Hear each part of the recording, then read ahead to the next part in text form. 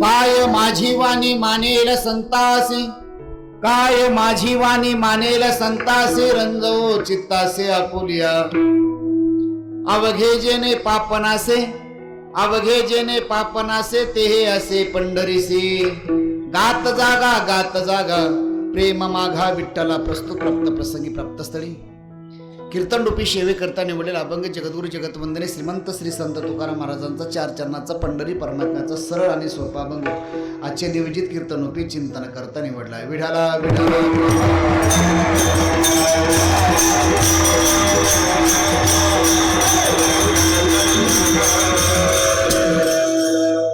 अभंग जगद्गुरु तुकोबऱ्याचा तुमच्या समोर गायला. अभंगार बोलण्यापरी थोडासा परिहार. अखिल कोट ब्रह्मांड चाला भगवान पंढरीश परमात्माच्या कृपेने, ज्ञानोबराय तुकोबराय आदि करू सर्व संत महात्म्याच्या कृपेने, समाजयोगी त्यागमूर्ती निष्काम कर्मयोगी गुरुवर्य गोविंद महाराज केंद्रे बाबांच्या आशीर्वादाने, बाबांच्या अथांग परिश्रमातून, बाबांच्या त्यागातून चालू असलेला पायी दिंडी सोहळा, या पायी दिंडी सोहळ्याच्या आज पंढरपूरच्या विश्रांतीच्या तथा एकादशीच्या नित्याच्या सेवेच्या निमित्तानं इवलेशे रोप लाविले द्वारी, त्याचा वेलो गेला गगनावरी. मोगरा फुलला फुले वेचितासे बरू कळी अशी याला. गुरुवरे महाराजांनी लावलेलं छोटंसं रोप बघता बघता आज 47 वर्ष कसे पूर्ण होतात हे सुद्धा सांगता येत नाही. मग कालच्या प्रवचनामध्ये बोललो की आपण काही साक्षीदार आहात पहिल्या वर्षापासून, काही मध्यंतरीचे साक्षीदार आहात, काही या वर्षीचे साक्षीदार आहात. 47 वर्षाची अखंड सेवा पायीवारीची करत असताना आज नित्याचं कीर्तन म्हणायला काही हरकत नाही, अर्थात एकादशीचं कीर्तन आहे. पर्व काळामध्ये काही पर्व काळ सांगितले जातात. आज हा आपल्या वारकरी संप्रदायामध्ये विशेष पर्व काळ आहे. विशेष पर्व काळ कोणता तर तुकोबराय सांगतात, एकादशी व्रत सोमवार न करशी, कोण त्याची गती होईल नेनो. शास्त्रामध्ये काही पर्व काळ सांगितले, त्यामुळे वैष्णव परंपरेमध्ये हा पर्व काळ सांगितला, तो म्हणजे एकादशीचा पर्व काळ आहे. आणि एकादशीच्या पर्व काळामध्ये काय करावं काय करू नये हे अभंगामध्ये महाराज सांगत असताना मला थोडं प्रतिपादन विषय करायचं आहे की आजच्या दिवशी 3 गोष्टी पंढरपुरामध्ये करायच्यात. वारीचं महत्व करत असताना वारीच्या निमित्तानं हे शिवाय वारीचं अभंग घेतलंय. पंढरीपर महात्म्यामध्ये आजचा अभंग चिंतन करता मी समोर घेतलं. आज आपण काय करत आलो याचा विचार आपल्या डोळ्यापुढे आहे आणि आज काय करायला पाहिजे, उद्या काय करायला पाहिजे याचा विचार सांगत असताना तुकोबराय सांगत आज एकादशीच्या पर्व काळामध्ये आज मी गुरुवरे बाबांच्या मुखातून ऐकलं, तुम्ही सुद्धा ऐकलं असेल की गुरुवरे बाबा नेहमी सांगायचे, नेहमी बाबांच्या अतिशय प्रमाण असायचं की आजच्या दिवशी आपण गावामध्ये नाहीत, आजच्या दिवशी आपण तालुक्यामध्ये नाहीत, तर आजच्या दिवशी आपण एका विशिष्ट तीर्थक्षेत्राच्या ठिकाणी आहात. तीर्थाची व्याख्या समजत असताना तीर्थ कुणाला म्हटलं जातं, क्षेत्र कुणाला म्हटलं जातं याची व्याख्या समजून घेत असताना जास्त विवेचन मला त्या शब्दावर करायचं नाही. आपण जाणते सोडते अगदी वेळेमध्ये मला या ठिकाणी चिंतनाचा समारोप करायचा आहे. क्षेत्र कुणाला म्हटलं जातं, क्षेत्राची व्याख्या सांगत असताना शास्त्रामध्ये असं सांगितलं, तीर्थ आहे, संत आहेत, ग्रंथ आहे, देव आहे, याला क्षेत्र म्हटलं जातं.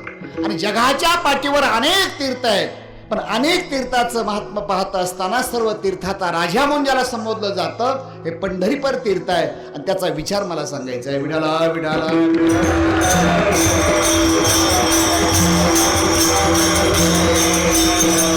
अनेक संतांनी पंढरपूरचं महत्व वर्णन केलंय. तुमच्या समोर शंका निर्माण झाली असेल की महाराज एवढे विशेष काय या पंढरपुरामध्ये. आपण जगामध्ये अनेक ठिकाणी भ्रमण करणारे मंडळ आहे, देशात विदेशामध्ये आपण फिरतोय, एवढं काय विशेष आहे. आपण अनेक जर बघितलं तर अनेक गावं पंढरपूरपेक्षा स्वच्छ आहेत, अनेक या ठिकाणी अनेक सुविधाही आहेत. या विशेष महत्व काय पंढरपुरामध्ये त्याचं व्याख्याचं मला पुढे चिंतन करत असताना अभंगाची प्रस्तावना अशी आहे की क्षेत्राचा विषय माझा चालला, क्षेत्र शब्दावर चिंतन करायचं आहे. क्षेत्र कोणाला म्हटलं जातं आणि आजच्या दिवशी काय करायचं आहे तर महाराज सांगतात आजच्या दिवशी फक्त 3 गोष्टी आपल्याकडनं करायच्या. कोणत्या करायच्या तर महाराज सांगतात एकादशीच्या दिवशी श्रवण करायचं, पर्व काळ आहे. मग श्रवण करत असताना दुसरा पर्व काळ सांगितला जातो, आज आपण स्नान केलं पाहिजे. स्नानच नाही त्याचा विधी सुद्धा सांगितला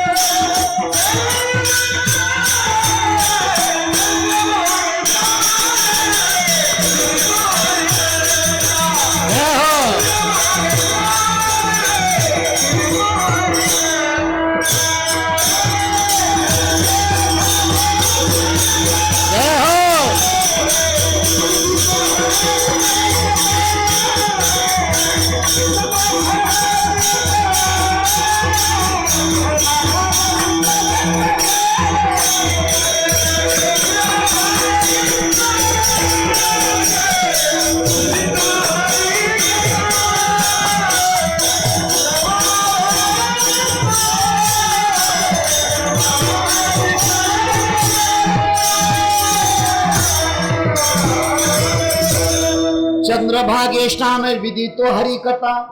आजच्या दिवशी चंद्रभागेचं स्नान केलं पाहिजे. विधी तो हरिकथा, हरिकथा श्रवण केली पाहिजे. जेवढं दर्शनला पुण्य आहे तेवढं हरिकथेला आज या ठिकाणी पुण्य सांगितलं जातं. गुरुदेव बाबा सांगायचे आपलं भाग्य आहे. स्नान वेगळं आणि आंघोळ वेगळी असते बरं का. ज्याने ज्याने स्नान केलंय त्यांनी समजून घ्या. स्नान वेगळी आंघोळ वेगळी. गुरुदेव बाबा नेहमी सांगायचे नळावर केले जाते त्याला आंघोळ म्हटलं जातं. बाथरूम मध्ये केले जाते साबण शॅम्पू अनेक प्रसाद साधन केले जातात. आणि चंद्रभागेच्या स्नानाचा विधी सांगत असताना स्नान त्याला म्हटलं जातं की तिथे कुठेही कोणत्याही क्षेत्राच्या ठिकाणी जर तुम्ही गेलात तर आपल्याला सवय असते, काही सवय आपण जागेवर ठेवायच्या असतात.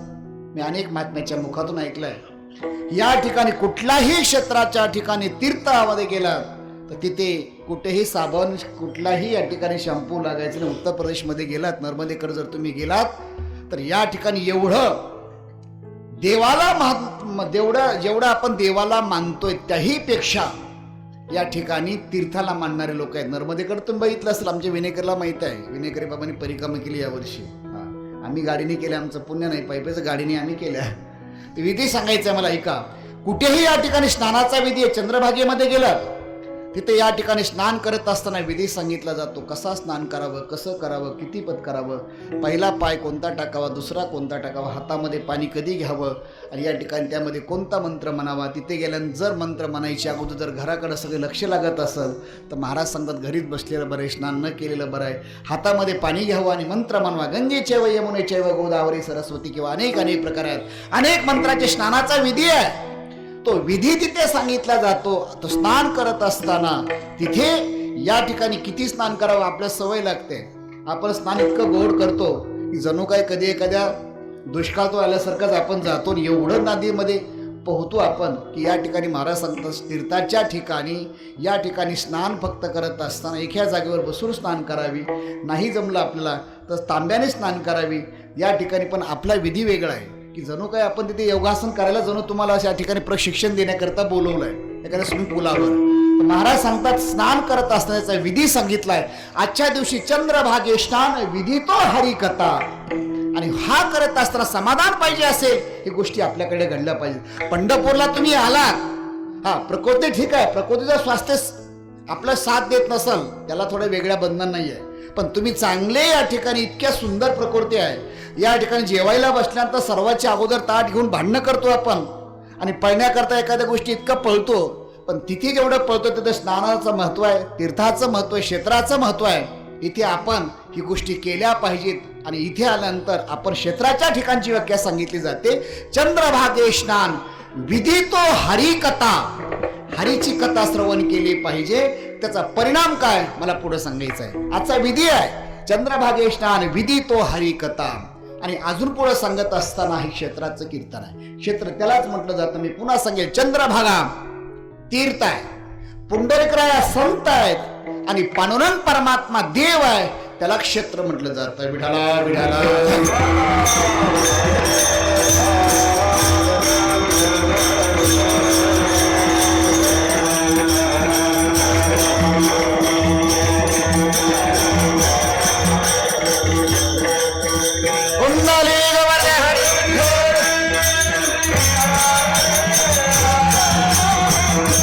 पंढरीनाथ गुरुवर्य गोविंद महाराज. हा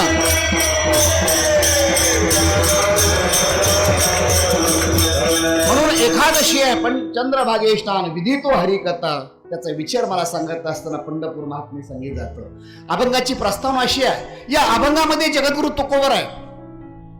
पंढरपूरचं महात्मे का वर्णन करतायत, अभंगाची भूमिका तुमच्या समोर ठेवतोय. मगाशी विधान सांगितलं, जगामध्ये अनेक तीर्थ आहेत, अनेक क्षेत्र आहेत, अनेक गाव आहेत, पण पंढरपुराचं महात्म्य तुकोबर आहे. नवे नवे आदि गुरु संत का वर्णन करतायत त्याचं वर्णन सांगितलंय. तुकोबर एका ठिकाणी सांगतात ना, एवढं मी फिरलो, एवढं फिरलो. जय हो.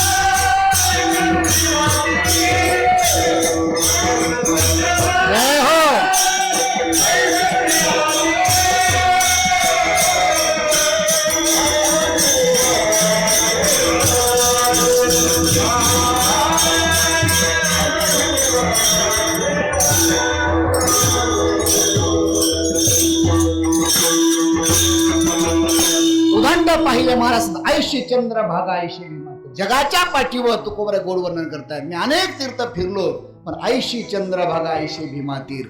पांडुरंगासारखा देव जगाच्या पाठीवर नाही, आपण बघतोय. कारण त्याचा विचार मला सांगायचा आहे. क्षेत्राचं महात्म्य तुकोबर वर्णन करतायत. अभंग पंढरीपर प्रकरणातला आहे. या अभंगामध्ये महाराजांची भूमिका ही आहे. या अभंगामध्ये महाराज पंढरपूरचं का वर्णन करतात. दुसरी शंका निर्माण होईल की या ठिकाणी काशी अनेक क्षेत्र आहेत, अनेक बघतोय आपण, अनेक क्षेत्र आहे, शहर आहे. पंढरपूरच का वर्णन महाराज करत असतील. त्यामध्ये दोन प्रकार.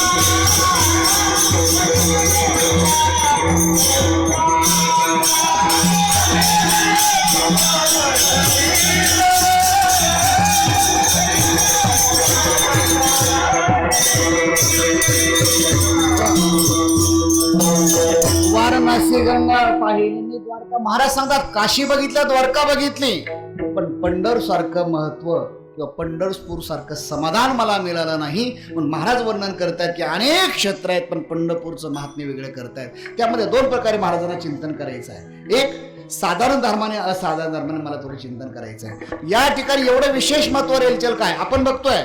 आज जर या ठिकाणी पंढरपुरामध्ये बघितलं तर इतर क्षेत्रापेक्षा आपल्याकडे या ठिकाणी अनेक प्रकारे सुविधाचा अभाव आहे. काही जाणते लोक म्हणतील का हो महाराज आम्ही अनेक तीर्थ फिरले, तिथं लॉजिंग वेगळी आहे, स्वच्छता वेगळी आहे, जागच्या जागी व्यवस्था वेगळी आहे, पण इथे काहीच नसताना का महाराज वर्णन करत असतील. तर गुरुवारी बाबा नेहमी सांगायचे परमार्थामध्ये, हे डबल विधान होते माझ्याकडे प्रवचन झालेलं आहे, परमार्थामध्ये व्यवस्थेपेक्षा अवस्थेला महत्व द्यायचं असतं. आणि क्षेत्राच्या ठिकाणी वेगळी या ठिकाणी चिंतन करत असताना इथे कुठेही या ठिकाणी भेदभाव न करता चिंतन हाचा विषय वेगळा आहे. महाराज या ठिकाणी का वर्णन करत असतील पंढरपूरचं, अवघे जेणे पापन असे, प्रस्तावना अभंगाची अशी आहे. का वर्णन करत असतील त्याचं महत्व सांगत असताना ऐका. तर या अभंगामध्ये तुकोबाराय महत्व सांगत असताना अनेक आपण तीर्थ बघितले, प्रमाणाची एवढे एकेका प्रमाणावर सर्व प्रमाणच आपलं कीर्तन होईल. वेळ आपल्याकडे मर्यादित आहे कारण क्षेत्राचं कीर्तन आहे.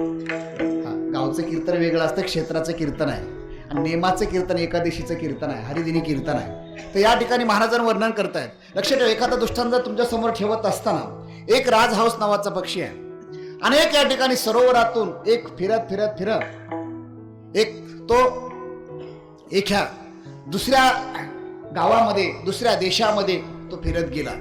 फिरत गेल्यानंतर जिथे बगळे लोक बगळे पक्षी राहत होते, एका चिखलामध्ये वेगळे वास्तव्य करत होते, तिथे हा गेला.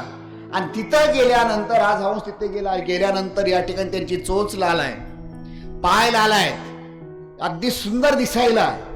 आणि तितका सुंदर दिसता दिसता त्या बगड्याच्या मध्ये तिथे गेल्यानंतर त्याने बघितलं हा नवीन माणूस दिसतोय.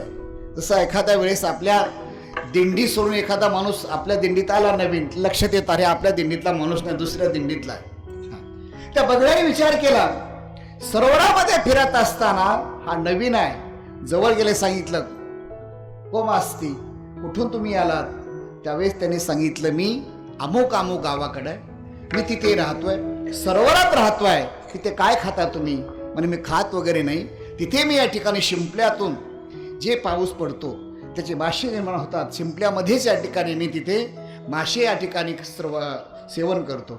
असं बोलल्यानंतर मग त्याने सांगितलं का हो तुमची चोच लाल आहे, पाय लाल आहेत, जीभ लाल आहे, तिथे या ठिकाणी तुम्ही हे करत असताना तिथे आमच्यासारख्या चिखलामधील या ठिकाणी वेगवेगळे खाद्यपदार्थ आहेत का. तो म्हणे अरे वेड्या मी किती लांबचा आहे आणि तू वर्णन कोणाचं करायला लागलास. या ठिकाणी मी सरोवराचं वर्णन करतोय आणि तू वर्णन कोणाला करतोयस. लक्षात ठेवा, या अर्थानं मला सांगत असताना प्रस्तावना अशी आहे, एखादा माणूस म्हणत असेल का हो आमच्याकडे जर बघितलं आम्ही अनेक तीर्थक्षेत्र गेलो, अनेक फिरलो, पण आम्ही इतकी स्वच्छता काही ठिकाणी आहे, एवढी स्वच्छता आहे, एवढी स्वच्छता आहे की आपल्या पायाची धूळ तिथे लागेल एवढी स्वच्छता आहे. आणि पंढरपुरामध्ये बघितलं तर आपल्याकडे अस्वच्छता दिसेल तुम्हाला. असं एवढं असताना का वर्णन तुम्ही करताय. तर महाराज सांगणार ऐका, ही असाधारण आणि साधारण धर्माचा विचार सांगत असताना महाराज वर्णन करतायत. तुकोबाला विचारलं की महाराज या ठिकाणी हा विचार सांगत असताना तुम्हाला या ठिकाणी महत्वाचं वर्णन काय करायचं आहे, तुम्हाला आवडतंय काय. तुकोबारे सांगतात की अभंगाची भूमिका अशी आहे. तुकोबारे सांगतात नसू द्या स्वच्छता, पण स्वच्छता जरी नसेल, सुविधा जरी नसतील, पण आमच्या पंढरपुरामध्ये जे आहे ते जगाच्या पाठीवर कुठेच नाही. मग कल्पना करा, आज लाखो समाज, या वर्षी तर रेकॉर्ड ब्रेक आहे आपल्या वारीचं. आज कितीतरी लाखो समाज, कोणालाही मोजमाप करता येणार नाही या आपल्या दिंडीच्या सोहळ्याचं, माऊलीच्या सोहळ्याचं, तुकोबाराच्या अनेक सोहळ्याचं. एवढे माणसं येऊन सुद्धा कोणीही असमाधान नाही. जगाच्या पाठीवर आपण लाखो रुपये खर्च करतो, तिथे समाधान मिळावं म्हणून करोड रुपये खर्च करतो, तर तिथे समाधान नाही. इथे या ठिकाणी असुविधामध्ये सुद्धा समाधान आहे. आज कल्पना करा, इथे आज तुम्ही बसलात, इथे बसल्यानंतर सुद्धा कुठलीही सुविधा तुम्हाला नाहीये. बसायला आसन नाही, आम्हाला माहित आहे, बसायला आसन नाही, खाली दगड टोचतात. मग अशी प्रश्न पडला कीर्तन मधी करावं का बाहेर करावं. मधी करावं तर थोडंसं आवाजाचा प्रॉब्लेम, दुसरा प्रॉब्लेम असा की अनेक लोकांचे तिथे आसनस्थ गाठोडे आहेत. आपल्या या ठिकाणी वारीचा संसार आहे, तो बाजूला सारावा, तर बऱ्यापैकी लोकांचा जीव कीर्तनापेक्षा तिथेच वस्तूवर असतो.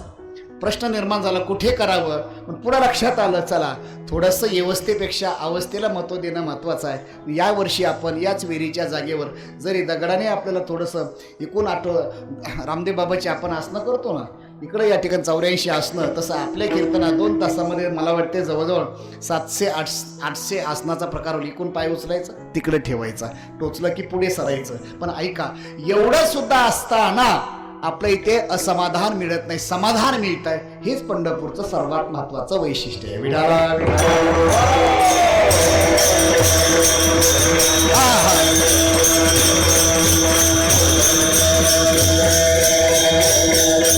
तीर्थाचं महत्व वर्णन करताना तुकोबाला सांगतात, या ठिकाणी वर्णन करत असताना पंढरपूरचंच महत्व का वर्णन करतात. महाराजांना विचारलं, महाराज या ठिकाणी कोणत्या अर्थानं तुम्ही पंढरपूरचं वर्णन करताय. आम्हाला सुद्धा प्रयोजन महत्वाचं आहे. कोणताही साधक प्रयोजनाशिवाय काम करत नाही. लक्षात, मंद माणूस सुद्धा प्रयोजन काम करत नाही. एखादा माणूस सुद्धा, वारी सुद्धा आज माणसं बऱ्यापैकी सेवाभाव कमी होतो आणि डोळ्यापुढे प्रयोजन जास्त, फलाची अपेक्षा जास्त असते. महाराजांना विचारलं, महाराज हे तुम्ही का करताय, याचा परिणाम काय. तर महाराज गोड दृष्टांत देत आहेत. लक्षात ठेवा, महाराज सांगतात जगाच्या पाठीवर काही गोष्टी घालवण्याकरता, काही गोष्टीचं निवारण करण्याकरता काही क्षेत्राचं वर्णन केलं जातं. क्षेत्राचं वर्णन करत असताना महाराजांच्या क्षेत्राचं कोणत्या वर्णन करतात. मी मग अशी बोललो, महाराज कोणत्याही दुसऱ्या क्षेत्राला दुय्यम भाग देत नाहीये. तुकोबराय त्या त्या स्थानाला महत्व देतात. प्रत्येक स्थानाला महाराजांनी महत्व दिले. महाराजांचे अनेक प्रकार आहे, अनेक अभंग आहे, पण महाराज सर्वात जास्त विशेष या ठिकाणी पंढरपूरला महत्व देत आहेत, महात्म्य वर्णन करतायत. नवीन सर्व संत पंढरपूरचं वर्णन करतायत. का वर्णन करत असतील, महत्वाची शंका आहे. माझा विचार हा सांगायचा तुमच्या समोर. विचार सांगत असताना महाराजांना विचारलं, महाराज आम्हाला सुद्धा पंढरपूरला जावं वाटतंय, पण जात असताना त्यामध्ये 2 प्रकार मी सांगितले. एक साधारण धर्मानं जायचंय का असाधारण धर्मानं, 2 शब्दामध्ये आपलं सेवा समोर करायचे. साधारण धर्म कोणता आणि असाधारण धर्म कोणता. साधारण धर्म म्हणजे सामान्य लोकांना जी विशेष क्रिया करता येते त्याला शास्त्रामध्ये साधारण धर्म सांगितला जातो. अर्थात मग वारी ही साधारण धर्मा मोडती का असाधारण धर्मामध्ये मोडती, वारीतून मला चिंतन करता यायचं आहे. आणि असाधारण धर्म कोणता. असाधारण धर्म म्हणजे जी क्रिया विशिष्ट असते त्याला असाधारण धर्म म्हटला जातो. धर्माचं आचरण का करावं, धर्माचरण करण्याकरता साधारण धर्म म्हणजे कुणालाही साधा गोष्टी करता येतात. मला मग विषय सांगायचा आहे. या ठिकाणी महाराजांनी अनेक धर्म सांगितले, त्यापैकी तुकोबारे ते सांगतात की बाबा धर्माचा विचार करत असताना साधारण धर्म आणि असाधारण धर्म आहे. मग वारी हे साधारण धर्मामध्ये मोडते का असाधारण धर्मामध्ये मोडते, तर याचा विचार मला तुमच्या समोर ठेवायचा आहे. वारीचा विचार करत असताना वारी ही साधारण धर्मामध्येही मोडते, कारण सामान्य लोकांना जी क्रिया करता येते ते आपली वारी आहे. तुकोबा एका ठिकाणी सांगतात ना, जवळ हे सकळ सिद्ध आहे, हात चालावया पाहे, तव तू आपुले स्वहित पाहे, तीर्थयात्रे जाय चुकू नको, जवळ काळ असे दुरी ठेला. महाराज सांगणार रे बाबा, साधारण धर्मामध्ये जवळ हे सकळ सिद्ध आहे. साधका जोपर्यंत हातपाय चांगले तोपर्यंत यात्रा करा, वारी करा, हे पुण्य सांगितलंय. अरे तू वारी जर नाही केलीस, जवळ हे काळ असे दुरी ठेला. अरे काळ जवळ आलेला आहे. प्रत्येक दिवस आपल्याकरता काळ येतोय आणि एक दिवस आपला कमी होतोय. बाबा सावध हो. म्हणून महाराज या ठिकाणी वारीचं महत्व साधारण धर्मामध्ये मोडतं का असाधारण धर्मामध्ये मोडतं, त्यामध्ये पुन्हा शंका निर्माण होते. वारीमध्ये एवढे विशेष काय आहे असं जर कोणी विचारलं, त्याला हे सांगा बाबा की वारीमध्ये जेवढे विशेष आहे तेवढं जगाच्या पाठीवर मला वाटतं दुसरं काही विशेष सांगायची आवश्यकता नाही. बघा साधारण धर्म किती सामान्य लोकांकरता वारी आहे. आपण योग करू शकत नाही. ज्ञानोबा सांगतात योगाचं करण्याकरता अनेक क्लिष्ट साधना सांगितली जाते. ज्ञानोबा ज्ञानेश्वर गोड वर्णन करतायत. योग साधना सांगत असताना योग कसा करावा, या ठिकाणी त्याचं आसन कोणतं असावं, तिथलं वातावरण कसं असावं, तिथलं पाणी कशी असावं, तिथले पक्षी कसे असावेत, योगाचं वर्णन करत असताना पुन्हा तिथले पक्ष्यांचा आवाज सुद्धा कसा असावा. आम्हाला पुरेकर बाबा सांगायचे संस्थेमध्ये शिक्षण घेत असताना की त्या ठिकाणी पक्षाचा विचार करत असताना मयुरासारखे पक्षी असावे. मोरासारखे पक्षी आसन करणं. ज्या जागेवर, ज्या गावात, ज्या शेतीमध्ये मोर आहेत तिथे प्रसन्नता आहे, ती भूमी पवित्र आहे. मोरासारखे पक्षी असावेत. आसन कसं असावं? पाणी सुद्धा रोज वाहणारं पाणी असावं, ते शांत गतीने वाहणारं पाणी असावं. आणि इथे 12 वर्ष साधना करावी लागेल तरी भगवान प्रसन्न होणार नाही. मग साधारण धर्म किती सोपी वारी बघा. आपली वारी किती आहे? वारीमध्ये न सांगता 3 प्रकारची साधना घडते. कोणती साधना आहे? तर एक कायिक साधना, एक वाचिक साधना आणि तिसरी मानसिक साधना. ही साधारण धर्मामध्ये मोडते. मग कायिक साधना कोणती? कायिक म्हणजे आपल्याकडनं शरीराकडून वारीमध्ये या ठिकाणी तप घडतं. तपाचे 3 प्रकार आहेत. एक कायिक तप, वाचिक तप, मानसिक तप. मी साधनामध्ये सांगितलं. तपाचे 3 प्रकार तुम्ही साधन सांगतोय तुम्हाला. कायिक तप म्हणजे काय? आपल्या शरीराकडून वारी होते, या ठिकाणी चालावं लागतं, वारी होते. शरीराकडनं झालेली क्रिया त्याला कायिक तप म्हटलं जातं. शरीराकडनं एखादी होणारी क्रिया विचारसागरामध्ये सांगितलंय, पंचदशीमध्ये सांगितलंय, त्याला कायिक तप म्हटलं जातं. अर्थात न सांगता आपल्याकडनं वारीमध्ये साधना घडते, हे तप आहे. जगाची वाट एवढं साधन न सांगता 3 तप घडतात. दुसरं सांगितलं जातं वाचिक तप. वाचिक म्हणजे वाचेतून, आपल्या शब्दातून, आपल्या तोंडातून जे शब्द बाहेर पडतात, माऊली, ज्ञानोबा, तुकोबाराम शब्द घडतात. आणि वारीमध्ये याला वाचिक साधना. न सांगता माऊली माऊली माणसं म्हणतात बघा. वारीमध्ये न सांगता माऊली म्हणतात. असं कोणी बोललंय का? आपल्याच तंबूमधले 20 ते 25 माणसं एकत्र आहेत, आपल्या कुटुंबातले 10-12 माणसं एकत्र आहेत, पण आपण नावाने कमी बोलतो. पण जास्त कोणता शब्द आपल्या जास्त मुखात असतो? माऊली. पाणी घेताना माऊली, जेवताना माऊली, आसन घेताना माऊली. अहो, बायकोला सुद्धा लोक माऊली म्हणतात. आणि घरी नावानं नाही, त्याचा इतका कठोर राग असतो प्रत्येक शब्दामध्ये. तुला कळत नाही का? समजत नाही का?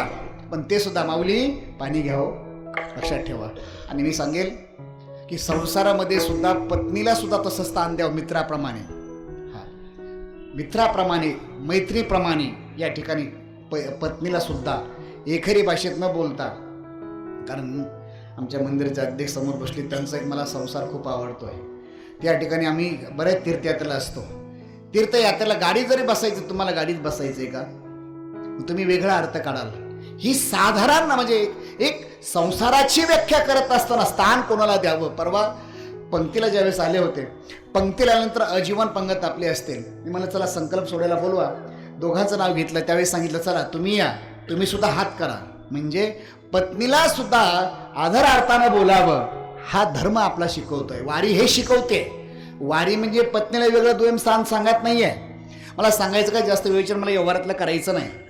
की या अभंगाची भूमिका सांगत असताना वाचेकडनं होणारी क्रिया त्याला वाचिक तप म्हटलं जातं. आणि आता मानसिक तप कोणतं? वारीमध्ये माऊलीचं चिंतन करणं हे तप आहे. आता वारी सुद्धा आपल्याकडनं पुन्हा 3 प्रकारचं पाप घडते.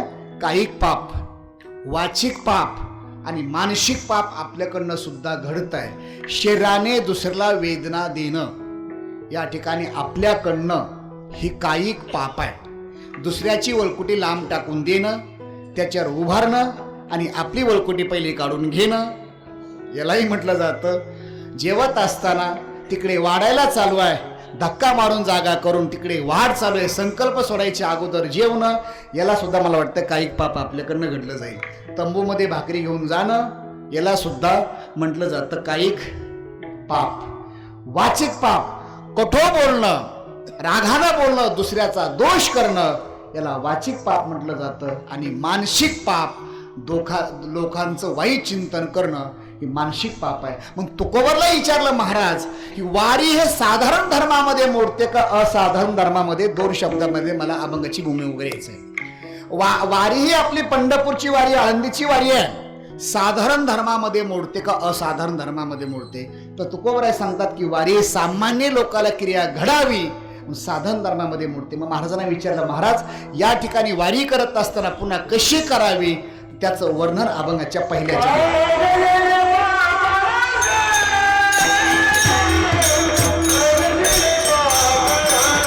जय हो.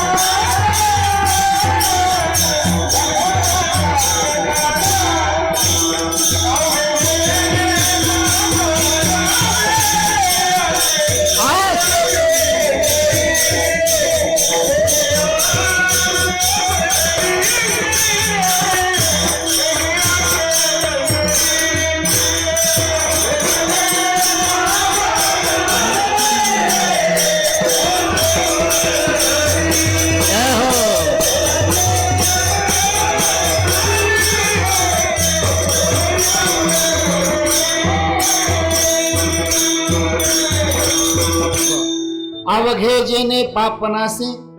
महाराजांना विचारलं, महाराज वारी कोणत्या धर्मामध्ये मोडते? तर वारी साधारण धर्मामध्ये मोडते.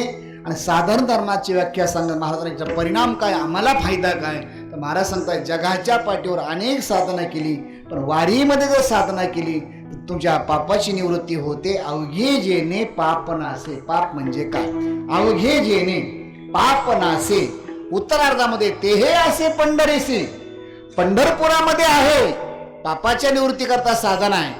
पापाची व्याख्या करत असतात त्यामध्ये 3 प्रकार आहेत: पुण्यात्मक पुण्य, पापात्मक पुण्य आणि पुण्यात्मक पाप. लक्षात ठेवा. त्यामध्ये पुण्यात्मक पुण्य करायचंय का पाप करायचंय आपण ठरवायचं आहे. वारीला आल्यानंतर आपल्याकडनं काही पाप होतं का, वाचिक पाप होतं का, मानसिक पाप प्रत्येकाने ठरवायचं आहे. मी पुन्हा सांगेल, जगाच्या पाठीवर अनेक आपल्याकडनं पाप घडले तर शालन करण्याकरता परिणाम आहे, साधना आहे. पण पंढरपुराच्या वारीमध्ये जर आपल्याकडनं पाप घडलं तर मला वाटते कुठे कोणत्या जाणत्याकडे जायची गरज नाही, कुठे देशाच्या विदेशात जायची गरज नाही. जगाच्या पाठीवर आपल्याकडनं जर पाप घडलं असेल तर महाराज सांगतात, अन्य क्षेत्रे कृतम पापम. गुरुरे बाबा सांगायचे, इथं आल्यानंतर कीर्तनला आल्यानंतर जर जुनी चप्पल ठेवून नवीन घेऊन गेला तर त्याच्यासारखं पाप जगाच्या पाठी कुठलं नाही. महाराज नेहमी सांगा, असं कधी घडतं. परवा आम्हालाच घडलं होतं प्रवचनामध्ये, तुमच्या पंक्ती दिवशी साहेबांच्या. आम्ही चप्पल शोधतोय, माझ्याशी दुसरी चप्पल ठेवली का भक्ताने. मला असं तोही प्रसादाचा आता घ्यावा लागेल. लक्षात ठेवा.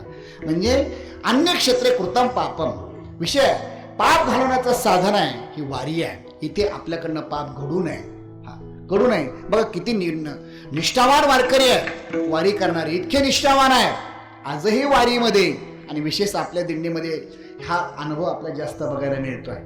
एवढे निष्ठावान वारकरी आहेत की वारी म्हणजे काय टाइमपास नाही. आता जवळजवळ 99% लोकांना वाटते वारी म्हणजे एन्जॉय झालाय. असं नव्हे. आपल्या पूर्वजांनी किती त्यागात वारी केली. गुरुवर्य महाराजांनी एवढी त्यागात वारी केली आहे.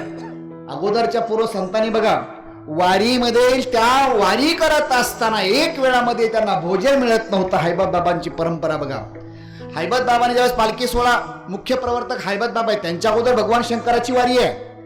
पण या ठिकाणी सोहळ्याचं स्वरूप हैबत बाबांनी देशाची सेवा करत असताना वेगळं स्वरूप दिलं. त्यांच्या काळामध्ये पुण्यामध्ये अन्य ठिकाणी त्यांना अन्न मिळत नव्हतं. इतकी त्यागातून वारी केलेली आहे. अजून मला पुढे सांगायचं, निष्ठावान वारकरी अजूनही बघा काही वारीमध्ये दिंडीमध्ये जिथे माऊली सकाळी रथामध्ये आरूढ होतात तिथेच वारकरी उभा राहतात.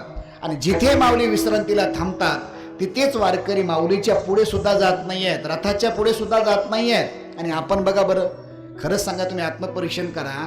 दिंडी क्रमांक 43ला आपण 2000 बेशी भरली तेव्हापासून आपला विनेकरी तुम्हाला भेटला का?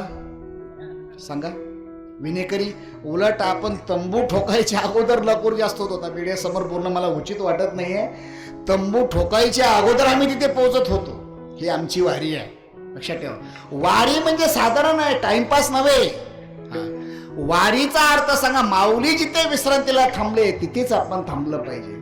भजन जिथे माऊलीचं सुरू झालं, सकाळी रामकृष्ण हरी जिथे आरती होते तिथेच आपण स्टॉप घेतला पाहिजे. म्हणून वारीमध्ये कीर्तन परंपरा फारशी जास्त, फक्त कीर्तन परंपरेमध्ये प्रवचनाला जास्त महत्व दिलेलं आहे. कीर्तन परंपरा नाही असं नाही आहे. जे फक्त एकाच ठिकाणी माऊलीचं कीर्तन तळावर असेल, फक्त माऊलीच्याच ठिकाणी आपण सर्वांनी जायचं, आरतीचा लाभ घ्यायचा. हे एका ठिकाणी तिथेच फक्त माऊलीच असतील. इतर दिंड्यामध्ये बघा, मला सांगायचं काय, इतकी निष्ठावान वारकरी आहेत. अरे रस्त्यानं कोणी काही देऊ द्या, हात सुद्धा लावत नाही, तुला देण्याला ढकलून देत आहे, होय बाजूला, आम्ही त्याच्याकरता मागण्याकरता आलोय का तुझ्याकडं? वारी करायला आम्ही आलोय. लक्षात ठेवा, ही वारीची परंपरा आहे, त्यागातून परंपरा आहे. मिळेल समाधान, नाही मिळालं त्याच्यातही समाधान. आपल्या दिंडीमध्ये अनेक लोक होते बघा. जोशी ग्रुप आहे, आता गुगे साहेबांनी सांगितलं जोशी ग्रुप आहे. तुम्हाला कळणार सुद्धा नव्हता वारीमध्ये कुठे जेवण करतोय, कुठे झोपतोय.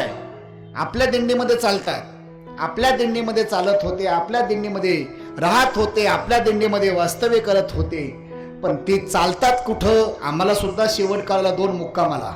कुठे जेवतात हे सुद्धा नाही. सकाळी सर्वांची हजेरी असायची, हरिपाठ सकाळी, संध्याकाळी हरिपाठ, दुपारी हरिपाठ, त्रिकाळ संध्यावर करायची हरिपाठ साधना. तसं ब्राह्मणाने, जर ब्राह्मण असेल 3 वेळेस संध्या केली पाहिजे, सकाळी, दुपारी, संध्याकाळी. वारकाने सुद्धा 3 वेळेस हरिपाठ म्हटला पाहिजे. नाही म्हणता आला 3 वेळेस संध्याकाळचा जर हरिपाठ नित्यनेम नामी तर आपल्याकडनं झालाच पाहिजे, त्यालाच वारकरी म्हणा, नाही तर वारकरी म्हणू नका. लक्षात ठेवा. म्हणून मला सांगत असताना तो ग्रुप असा चालतोय की कुठे चालतो माहिती नाही, पण दिंडीमध्ये सर्वात जास्त योगदान त्यांचं आहे, म्हणजे अन्नदानाच्या बाबतीत. परंतु या ठिकाणी वारी कशी करावी, अजूनही आपल्या दिंडीमध्ये बघा आमचे सोनार बाबा आहेत. भजन किथून चालणं, दररोजचा काकडा संपणार नाही. निष्ठा माऊलीच्या पुढे जायचं नाही एवढी भजन. आणि मला सांगायचं का, वारीची मध्ये साधना करत असताना, वारीचा विचार सांगत असताना त्यागातून वारी आहे, आणि त्या वारीचं महत्व तुकोबराय वर्णन करत असताना विषय माझा हा चाललाय की या ठिकाणी आपल्याकडनं जे पाप घडतायत त्याचं दोष घालण्याचं साधन म्हणजे वारी आहे. आणि ते घालण्याकरता तुकोबराय सांगताय, जगाच्या पाठीवर अवघे जेणे पाप नासे ते हे असे पंढरीसी. पंढरपुरामध्येच आहे, इतरत्र नाही आहे. अवघे म्हणजे सर्व वचन शब्द करत असताना सार्वजनिक वचन आहे. अवघे जेणे अनेक वचने शब्द, अवघे जेणे पाप नासे. पाप म्हणजे काय, पापाची व्याख्या बघत असताना बघितलं आपण, दुष्टात सांगायचं, मला अभंग दुसऱ्याच्या नगडे यायचं आहे. पाप म्हणजे काय, आपल्याकडनं सहज काही क्रिया घडते त्याला पाप म्हटलं जातं.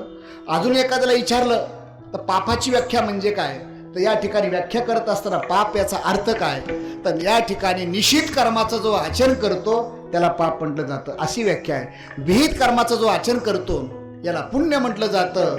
आणि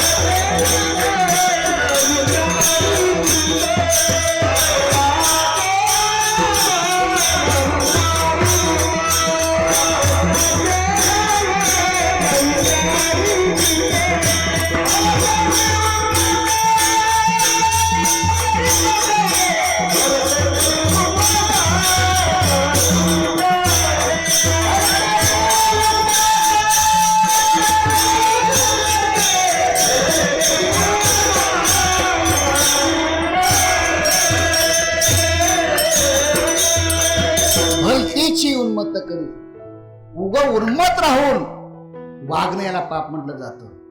निषिद्ध कर्म सातत्याने करणे याला पाप म्हटलं जातं. आणि गुरुवारी बाबांच्या मुखातून ऐकलं, पापाचा बाप कोण, एखाद्याला जे विचारलं त्याची व्याख्या तुम्ही एवढे वारी करताय, तर मला सांगा, एखाद्याने विचारलं, सांगा रे पापाची व्याख्या, पापाचा बाप कोण, याची व्याख्या सांगा. बाबांच्या मुखातून ऐकलं, सांगा महाराज, एक साधक साधना करायला गेला, अनेक साधना करतात. तो हरिद्वार इकडे साधना करता करता काशीला गेला. काशीला साधना करत असताना 12 वर्ष साधना केली, एक तप साधना. 12 वर्ष झालं त्याला एक तपपूर्ती 16 म्हटलं जातो. ही 16चा नाही, एक तप साधना केली. 12 वर्ष पूर्ण ग्रंथाचा अभ्यास केला. कोणताही ग्रंथ काढू द्या, कुठली शंका, पान नंबर तो सांगायचा, पान नंबर सह, इतका त्याने सखोल अभ्यास केला होता त्या ग्रंथाने. आम्ही 12 वर्ष राहतो पण आम्हाला 12 अभंग पाठ होत नाहीत. आज आमची अशी अवस्था आहे. 12 वर्ष क्षेत्राच्या ठिकाणी वास्तव्य होतं, परंतु 12 अभंग सुद्धा आम्हाला पाठ होत नाहीत. आमची व्याख्या आहे, लक्षात ठेवा, आमची म्हणजे काही साधकाची आहे. 12 वर्ष साधना केली आणि काशीमध्ये विद्वानामध्ये त्याचा बहुमान मिळवला. पंडितामध्ये, पंडित लोकांमध्ये, सामान्य लोकांमध्ये विशेषता काही नाही. सामान्य लोकांनी शहाणा म्हणावं यात विशेष नाही आहे. 100 मूर्खाने शहाणा म्हणण्यापेक्षा एकाने शहाणा म्हणणे ही त्याची विशेषता आहे, लक्षात ठेवा. विद्वानामध्ये काशीमध्ये सर्व अभ्यास पूर्ण झाला, तसा जीवनामध्ये अभ्यास पूर्ण होत नसतो. कोणताही माणूस सखोल पूर्ण अभ्यास करत नसतो. अभ्यास पूर्ण झाल्यानंतर त्याने सांगितलं, चला गावाकडे प्रवास करूया. 12 वर्ष झालं व्रतस्थ संन्यास जीवन जगत असताना ब्रह्मचारी धर्म घोकावी, अक्षरे, अक्षराची सेवा झाली. आता संन्यास स्वीकारलाय, संन्यास तो त्याग संकल्पाचा. आता आपण आपल्याकडे भ्रमण करावं म्हणून या ठिकाणी आपल्या राज्यामध्ये आला. राज्यामध्ये आला तर फिरत फिरत आपल्या गावामध्ये आला. गावकऱ्यांनी स्वागत ठेवलं. 12 वर्षानंतर आपल्या गावचा मुलगा आज काशीच्या ठिकाणी, वाराणसी सारख्या ठिकाणी आज बहुमान मिळून गावात आलाय. गावच्या लोकांनी स्वागत केलं. वा, काय अभ्यास केलाय, कोणताही ग्रंथ काढा, कोणतीही शंका काढा, समाधान. इतकं चर्चा होऊ लागली. इतकं चर्चा होऊ लागली आणि चर्चा होता होता होता परिसरामध्ये नाव होऊ लागलं. नाव होत असताना योगायोगानं एक माणूस जरा शहाणा होता. शहाण्यामध्ये प्रकार आहेत, काही शहाणे असतात, काही दीड शहाणे असतात. आपल्या दिंडीमध्ये सुद्धा काही शहाणे असतात, काही दीड शहाणे बी आपल्या असतात, लक्षात ठेवा. एक विचार साधा माणूस आहे, साधा शेतकरी आहे, त्याने विचार केला रोज एवढी गर्दी आहे, याच्या प्रवचनाला कालचा पोरगा आहे. लक्षात ठेवा, सहन काही लोकांना होत नसतं. भगवान कृष्णाची परंपरा आहे. ज्यावेळेस इंद्राला सुद्धा भगवंताचा मान सहन होत नव्हता, तर या ठिकाणी लोकांना सगळे येता येतात. तो एक दिवस बोलला, चला प्रवचन झालं, सगळे लोक घरी जावले. त्याने सांगितलं, महाराज एक विचारू का? महाराजांच्या मुखातलं मी ऐकलं दृष्टांत. त्याने सांगितलं, विचारा बाबा.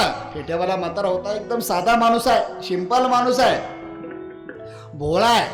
आणि त्याने विचारलं, महाराज एक विचारू का? म्हणे विचारा. त्याला म्हटलं, काय विचारणार आहे? 4 ग्रंथ पाठ आहेत, सगळे कोणताही ग्रंथ काढू द्या पाठ आहे, संस्कृत काढू द्या, हिंदी काढू द्या, मराठी पाठ आहे. त्याने सांगितलं, हे करा, माझी एक साधी शंका आहे. म्हणे काय? मला या ठिकाणी बऱ्याच दिवसापासून विचारतो, मला कोणी असं विचारण्यासारखा माणूस माझ्या योग्यतेचा म्हणत तुम्ही मला मिळालात, मला पहिलं तुमच्या पाया पडू द्या. बघा काही माणसं कशी असतात, पाया पडू द्या. त्याने सांगितलं, हो पाया पडू नका, तुम्ही माझ्यापेक्षा वडीलधारी आहेत, नाही मला पाया पडू द्या. पायावर डोकं ठेवलं आणि सांगितलं, हे बघा माझी सामान्य शंका आहे, पापाचा बाप कोण? कुणाला विचारलं? त्या साधूला. साधूने ग्रंथ काढले, एक ग्रंथ काढला, प्रश्नच निर्माण नाही, तर उत्तर कुठे मिळेल? उलटे प्रश्न काढले, उलट पानं चोळायला लागला, कुठेच त्याला सापडणं गेलं. त्याने विचार केला, एवढा 12 वर्ष अभ्यास माझा फेल गेला. म्हणे थांबा, मला 2 महिने वेळ द्या, तुमची शंकेचं समाधान मी करतो. आणि या ठिकाणी विचार केला, अख्खे ग्रंथ शोधले. बीपी वाढायला लागला, वजन होतं ते कमी झालं, प्रतिष्ठा कमी होऊ लागली. कारण शंका आहे, पापाचा बाप कोण? प्रश्न निर्माण झाला नाही, तर उत्तर कसं शोधेल? पण निर्माण प्रश्न यांनी केलाय. सगळे ग्रंथ शोधले, पण चला आपल्या गुरु महाराजाकडे जाऊया. परत काशीला येऊ लागला. येताना थोडा उदास वृत्तीने आला. रस्त्याने जाता जाता 2-3 साधक त्याच्यासोबत शिष्य आहेत आणि फिरता फिरता मुक्काम झाला. आणि हे फिरता फिरता रस्त्याने जाता जाता एका स्त्रियांनी बघितलं, हा रस्त्याने जातोय. साधक आपल्या शिष्य परंपरा 4-5 दिसतात. ती कर्म करत असताना वेश्याचं कर्म ते करत होत्या. त्याने सांगितलं, दाशीला सांगितलं, जा, यांच्या डोक्यात काहीतरी विचार दिसत आहेत आणि त्यांना माझा निरोप दे. आणि तुम्ही निरोप दे, फक्त माझा निरोप दे. म्हटल्यानंतर हे दाशी तिथे गेल्या. सांगितलं, महाराज कुठून आलात, काय झालं, तुला काय करायचं? हा प्रश्न निर्माण झाला. हे काम करा, आमच्या ना घरी तिकडे बोलवलंय. त्याने सांगितलं, कशा करता? मला माहित नाही, पण बोलवलंय. त्याने सांगितलं, नाही, मी कुणाच्या घरी जायला मोकळा आहे का? मी संन्यासी आहे, तुमचा व्यवसाय वेश्या दिसतो, अजिबात जाणार नाही. त्याने सांगितलं, पुन्हा दाशीला शब्द निरोप पाठवला, जा त्यांना सांग की फक्त तुम्ही इथेच थांबा, या ठिकाणी तुम्हाला 1000 मोहरा सोन्याच्या दिल्या जाणार आहेत, फक्त निरोप दे. दाशीला सांगितलं. त्याने इकडे तिकडे बघितलं आणि दाशीने सांगितलं, महाराज आमच्या मालकीने सांगितलं आहे की 1000 मोहरा तुम्हाला आज आम्ही तुम्हाला देणार, फक्त आमच्या घरामध्ये नव्हे तर दारामध्ये 2 मिनिटं थांबा. त्याने सांगितलं, इकडे तिकडे बघितलं, चला अरे 2 मिनिटात तर 1000 मोहरा मिळत असतील तर का सोडू नये? लक्षात ठेवा, 1000 मोहऱ्याच्या लोभानं तो आला आणि पुढं सांगितलं, निरोप पाठवला, तुम्ही फक्त आता घरामध्ये या, दारामध्ये या, 2000 मोहरा दिल्या जातील. त्याने सांगितलं, नाही नाही, मी कोणाच्याही घरात येत नाही, मी संन्यासी आहे, 12 वर्ष साजरा केली आहे, मी कोणाच्या घरात यायला मोकळा आहे का? त्याने सांगितलं, महाराज फक्त तुमचे पावलं आमच्या घराला लावा, आम्ही पापी माणसं आहेत, फक्त पावलं घराला लावा, 2000 सोन्याच्या मोहरा तुम्हाला दिल्या जाणार आहेत. त्याने बघितलं, अरे जर घराला पावलं लागत असताना 2000 जर मोहरा मिळत असतील, का चान्स सोडू नये? इकडे तिकडे बघितलं, कोणी तर बघत नाही. शिष्याला सांगितलं, जा तुम्ही आता पुढच्या आश्रमात जा, मी मागून येतो. असं बोलल्यानंतर घरामध्ये पाय ठेवला, 2000 मोहरा देते म्हणल्यानंतर पुन्हा त्या मालकीने सांगितलं, महाराज तुम्ही आमच्या घरला आलात, एक काम करा, फक्त आसनावर बसा, आता तुम्हाला 5000 सोन्याच्या मोहरा तुम्हाला दिल्या जाणार आहे. त्याने सांगितलं, अजिबात मी बसणार नाही, मी संन्यासी आहे. त्याने सांगितलं, फक्त बसा तुम्ही, 5000 सोन्याच्या मोहरा तुम्हाला मी दिल्या जाणार आहेत. दिल्या म्हटल्यानंतर त्याने सांगितलं, काय बसायचं आणि उठायचं आहे, 5000 मोहरा सोन्याचे का सोडायचं आहे? तो घरामध्ये गेला, आसनावर बसला, 5000 मोहरा म्हणल्यानं सोन्या सांगितल्यानंतर पुढे त्या दासीला सांगितलं, आपल्या मालवेश्या मालकीने सांगितलं, हे बघा महाराज, आता न जाणून तुम्ही आमच्या घरात आलात, येऊनही पण तुम्ही आलात, बसूनही पण तुम्ही आसनामध्ये बसलात. आता एक काम करा, तुम्ही काय करा, माझ्या घरात या ठिकाणी तुम्हाला मी कोरडा शिदा देते. कारण संन्याशी माणसानं, ब्राह्मणानं कोरडा शिदा घ्यायचा असतो. कोरडा शिदा देते, तुमच्या हाताने बनवा. 10,000 मोहरा दिले जात, 10,000 मोहरा देते. हंड्याचा सोन्याचा मोहराचा हंडा आहे माझ्याकडं, फक्त तुमच्या हाताने बनवा, तुमच्या हातानंच पाणी आणा. त्याने सांगितलं काय अवघड आहे, आपल्याच हाताने बनवायचं आहे आणि आपल्याच हाताने जेवायचं आहे, काय अवघड आहे, सोपं आहे. त्याने सांगितलं 10,000 मोहरा देते. म्हटल्यानंतर स्वयंपाक केला, जेवण केलं, बसले. आता ऐका, तिने सांगितलं महाराज आता एक काम करा, शेवटची इच्छा आहे माझी, मी आता 50,000 मोहरा देते, फक्त 2 घास माझ्या हाताने खा. मी स्वयंपाक बनवते, मी गंगेवर जाते, स्नान करते, स्नान केल्यानंतर गंगेच्या पाण्याने मी स्वयंपाक बनवते, फक्त 1 घास तुम्ही या ठिकाणी माझ्या हाताने खा, 1,00,000 मोहरा तुम्हाला देते. असं म्हटलं. त्याने सांगितलं 1 घास खाण्याकरता 1,00,000 मोहरा मिळत असतील का? थोडा तुकोबर आहेत, तुकोबरायचं आहे का? थोडं तुकोबर आहे, लक्षात ठेवा. तुकोबरानेच म्हणा ना, सोने रुपये आम्हा मृत्यू के समान, लक्षात ठेवा. त्याने सांगितलं चला एका घासाला जर 1,00,000 मोहरा मिळत असेल, का संधी सोडावी. त्या वेश्येने काय केलं, नदीवर गेली, गंगेवर गेली, पाणी आणलं, स्नान केलं, सुचिरभूत अंगाने स्नान करून स्वयंपाक बनवला. आणि स्वयंपाक बनवल्यानंतर पाठ लावला, रांगोळी लावली, चांदीचा पाट आहे, आपला बसायला ताट आहे, स्वयंपाक पंचपक्वान केला आणि सांगितलं महाराज 1च घास फक्त तुमच्या मी माझ्या हाताने तोंडात घालते, 1,00,000 मोहरा तुम्हाला देते. आणि 1,00,000 मोहरा देते म्हटल्यानंतर इतकं सुंदर स्वयंपाक बनवला आणि बनवल्यानंतर रांगोळी काढल्या आणि हातात घास घेतला. महाराज त्या संन्याशाच्या तोंडात घालणार, एक जोरात असा जोरात मारल्या, एकूण तिकडं मारल्या. आणि इतका तो संन्याशी चिडला, का मारली म्हणजे महाराज संन्याशी तुम्ही न जाणून तुम्ही आमच्या घरात आला, इथपर्यंत ठीक आहे, आसनाबाद इथपर्यंत ठीक आहे, आणि तुम्ही माझ्या हाताने स्वयंपाकाचं अन्न सेवन करताय आणि 1,00,000 मोहरा तुम्ही घेताय, याचंच उत्तर आहे काय? बोला, समजतंय ना? याचंच उत्तर आहे या ठिकाणी पापाचा बाप म्हणजे लोभ आहे. लक्षात ठेवा. एक अर्थात लोभामुळं आज ही गोष्टी घडल्या, लोभामुळे ही गोष्टी घडल्या आणि त्याचं शंकेचं निरसन झालं. अरे आपलं व्यर्थ जीवन आहे. 12 वर्ष झालं, 12 वर्ष ग्रंथाचा अभ्यास केलाय का साध्या माणसाने शंका निर्माण केली आहे, त्याचं समाधान मला देता येत नाही. माझा विषय सांगायचा आहे काय, याचा विषय सांगत असं अभंगाची भूमिका मला तुम्हाला ठेवायची आहे. जर आपल्याकडनं पाप, लोभामुळे जर पाप घडत असेल, तुकोबराय म्हणतात असू द्या, पण ते पाप घालवण्याचं साधन सुद्धा आमची पंढरी आहे. म्हणून महाराज सांगतात अवघे जेणे पाप नासे, उत्तरार्धामध्ये तेहे असे पंढरीशी. पंढरपुरामध्ये महाराजांना विचारलं, महाराज पंढरपुरामध्ये इथपर्यंत ठीक आहे, वेळ कमी असल्यामुळं, अंधार पडत असल्यामुळं, वारीचं कीर्तन असल्यामुळं, लोकाला प्रदर्शन करायला जायच्यामुळं, आराम करायचं असल्यामुळं पुढं महाराजाला विचारलं, महाराज इथपर्यंत आम्हाला कळलं अवघे जेणे पाप नासे ते हे असे पंढरीशी. एका चरणावर आपलं 2 तास बोलता येईल, वेळ मर्यादित आहे. पंढरीशी. मग पंढरपूरला जात असताना जाण्याचे अनेक प्रकार आहेत. मार्गस्थ व्हायचं आम्हाला पंढरपूरला, जायचंय कसं, तर महाराज सांगतात पंढरपूरला जात असताना कसं जायचंय.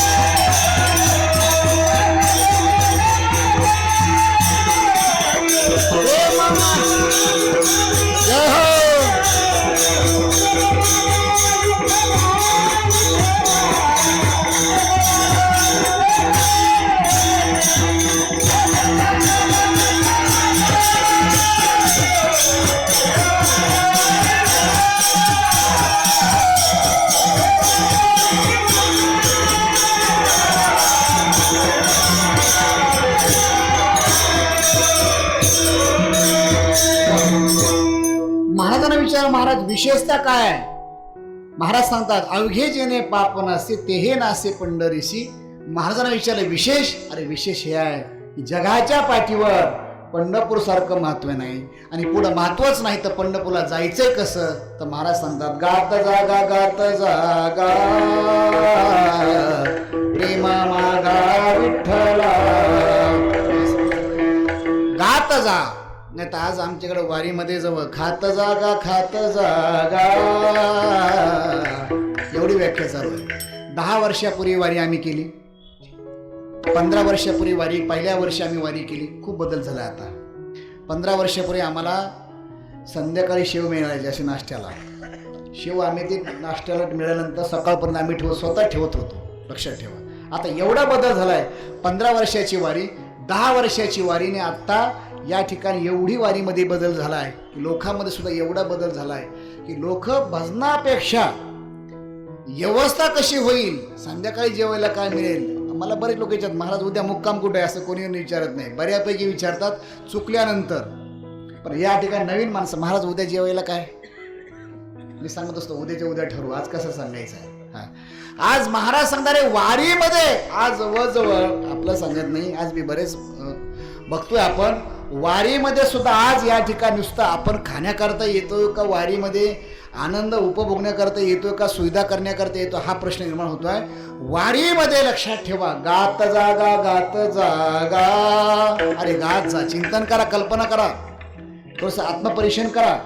आपण वारीमध्ये किती नामस्मरण केलंय, वारी कशा करता करायची आहे. आणि जर आपल्याकडनं घडत नसेल तर घरी राहिलेलं बरं आहे ना. दुसऱ्याला त्रास, आपल्याला त्रास, शरीराला त्रास. घरचे माणसं म्हणतात घरचा चाललाय वारीमध्ये, ऐका. उलट तुमच्यापेक्षा घरच्यांची वारी जास्त घडते. माझी भाषा नाहीये, ज्ञानोबरायचं प्रमाण तुम्हाला सांगेल मी, तुम्हाला पाठ आहे. हा, लक्षात ठेवा. घरचे माणसं म्हणत असतील चला, न जाऊन आमचे घरचे आज ना पंढरपूरला गेलेत, पुन्हा केंद्रीय महाराजांच्या दिंडीत गेले, पावती फाडली असं 2020 ना तर 2,500 रुपये दिले असतील. 2020 तर 2,500 रुपये दिले असतील. हा, बेशी फाडली असेल. आता नक्कीच कोणासोबत ओळख झाली असेल. बघा, ऐका, कोणातरी सोबत ओळख झाली असेल, एकटेच घरी गेले, त्यांना माहिती नाही वारी करायचं, फक्त वारी ऐकून होते म्हणून घरात गेले, घरातून बाहेर गेले, आम्ही बांधून दिलंय. आज आंधीमध्ये गेले असतील, वारीमध्ये बेशी फाडली असेल, कुठेतरी त्यांना मंदिरात जागा मिळाली असेल. ऐका, मला थोडं सांगायचं आहे. पुढे गेल्यानंतर ते चिंतन करत असतील, चला आज ना माऊलीची पालखी सकाळी 6 वाजता आळंदीतून मार्गस्थ होणार आहे. आता दिंडीमध्ये आज रांगेत लागले असतील, आळंदीमध्ये माऊलीच्या रांगेत लागले असतील. माऊली आळंदीत आहेत, हे आमचे पुण्याला आहेत, आमच्या माऊली पुण्याला आहेत. ती घरची माऊली चिंतन करते. आज माऊलीच्या मागं दिंडी क्रमांक 43 मध्ये असतील, काय ती भजन, काय ते या ठिकाणी भजन, सगळे भजनी मंडळ. त्या भजनामध्ये ह्यांना तर हरिपाठ पाठ नाही, पण श्रवण करायची सवय फार छान आहे त्यांना. ते आज नक्कीच हरिपाठाच्या रांगेमध्ये असतील, पण हे या ठिकाणी बिस्किटाच्या रांगेत आहेत, बिस्लेरीच्या रांगेत आहेत. ती चिंतन करते, वा आज नाही ना हरिपाठ पाठ, आता नक्कीच घरी आल्यानंतर त्यांचा हरिपाठ पूर्ण पाठ होणार आहे, नक्कीच पूर्ण पाठ असेल. आणि पुढे चिंतन. संध्याकाळी आज मुक्कामा ठिकाणी यांना सवय नाही, यांना रोज गादीवर झोपायची सवय, पण आज कुठेतरी झोपले असतील. घरची माऊली यांचं चिंतन करते. ऐका, घरची माऊली यांचं चिंतन करते, घरची माऊली. आणि चिंतन करत असताना जवळ पंढरपूर बघता येते. तिथं म्हणतील वावा, आता काय ना, त्यांचे फोन सुद्धा येत नाहीत. मला वाटलं होतं घरी वारीमध्ये गेल्यानंतर वापस येतील. आता काय भाग्य त्यांचं, काय त्यांचं भाग्य आहे की आता वाखरीमधून आता पंढरपूरला, उद्या माऊलीचा सोहळा आहे, पंढरपूरला जाणार आहेत. आणि पंढरपूरला गेल्यानंतर काय त्या पंढरपूरचं महत्व. आज सकाळी लवकर उठले असतील, पहाटे ब्रह्ममुहूर्तावर, आणि ही उठले सूर्यवंशी मुहूर्तावर. ब्रह्ममुहूर्तावर उठले असतील, 4 वाजता चंद्रभागेच्या स्नानाला गेले असतील. हे आपल्या बाथरूम मध्ये, ज्या बाथरूम मध्ये जाय त्या बाथरूम मध्ये जाय. ऐका, ती माऊली वर्णन करते काय त्या पंढरपूरचं महत्व आहे, काय त्या चंद्रभागेच्या स्नानाचा विधी असेल. आणि आज ते दर्शन करतील. मी केवढे अभाग्य आहे, ऐका, मी केवढे अभाग्य आहे, मला स्नान घडलं नाही आयुष्यामध्ये, पंढरपूरची वारी कधी घडली नाही. आणि आज आमचे मालक ना पंढरपूरला गेलेत, केवढे भाग्यवान आहेत. आज पंढरपुरामध्ये चंद्रभागेमध्ये गेले असले, स्नान करत असेल, आणि स्नान करता करता या ठिकाणी आज आमचं केवढं भाग्य, आमच्या कुळाचा उद्धार होईल, वारी करत असतील. आणि ती घरची माऊली यांचं चिंतन करते. आणि ही पंढरपुरामध्ये आल्यानंतर पहिल्यांदा या ठिकाणी चंद्रभागेमध्ये गेलाय आणि इकडं तिकडं बघतोय, हातात संकल्प घेतोय आणि घराचं चिंतन हा करतोय. आता तुम्ही सांगा, पंढरपुरामध्ये आपण राहून जर आपण घरचं चिंतन करत असताल तर पंढरपुरामध्ये आपण आहेत का घरचे? तुम्ही बोला. आपण शरीराने पंढरपुरात आहे, पण मनाने जर विषयाचं चिंतन होत असेल ते ज्ञानोबराची भाषा आहे, त्रिवेणी संगमी नाना तीर्थे भ्रमी चित्त नाही नामी तरी ते व्यर्थ. अरे अनेक तीर्थावर जात असेल, जर आपले विषय सुटत नसतील तर आपण शरीराने पंढरपुरामध्ये आहात, मनाने आपण जर विषयात चिंतन करत असताल तर खरं जी घरामध्ये बसलेले माणसं आहेत त्यांची वारी चालू आहे. ऐका, ही माझी भाषा नाही आहे. मग पंढरपूरला जाताना कसं जा, आत्मपरीक्षण करा. आपल्याकडनं ज्ञानोबरायचा, ज्ञानेश्वरीचा हरिपाठ पाठ नाही, ज्ञानोबरायांचा पाठ हरिपाठ नसेल एकदा तरी बघून म्हणलंय का? एवढं तरी चिंतन झालंय का आपल्याकडनं? खरं बघा बरं, आत्मपरीक्षण करा. वारीमध्ये आपल्याकडनं एकदा तरी हरिपाठ म्हणलाय का? पण नाही म्हणता आला, जे म्हणतात त्या रांगेत तरी आपण कधी बसलोय का? वारी करायची कशा करता? आज आपल्याकडे सुद्धा असे माणसं आहेत की आळंदीला पारायण करणारे माणसं आहेत आणि वाखरीमध्ये कलाकार पारायण समारोप करणारे आमचे भगवान शेठ फत्तेपूरकर बघा. त्यांनी आळंदीला आल्यानंतर पारायण सुरू केलं आणि आज सकाळी शेवटच्या ओव्या 5 वाचल्या. मी म्हणलं का हो, आज ज्ञानेश्वरी? म्हणजे रोज आहे, रोज पारायण. आळंदीला पारायण सुरू केलंय, पहिला अध्याय आळंदीला. आणि आज इथे मठामध्ये बाबांच्या या ठिकाणी फोटो समोर सकाळी आरती ज्ञानराजा आज समारोप केलाय. म्हणजे वारी सुद्धा, गाडी सुद्धा माणसं पारायण करणार आहेत. आणि आपण काही माणसं पारायण नाही, काय नाही, नुसतं चलायचंय, चाललंय असं नाही. वारीचा बदल झाला पाहिजे. अरे लाखो रुपयाचा खर्च आपण करतोय, वेळ घालवतोय, तर महाराज सांगतात याच्याकरता वारी नाही आहे. तर जाता असताना पंढरपूरला कसं जा, गात जागा गात जागा.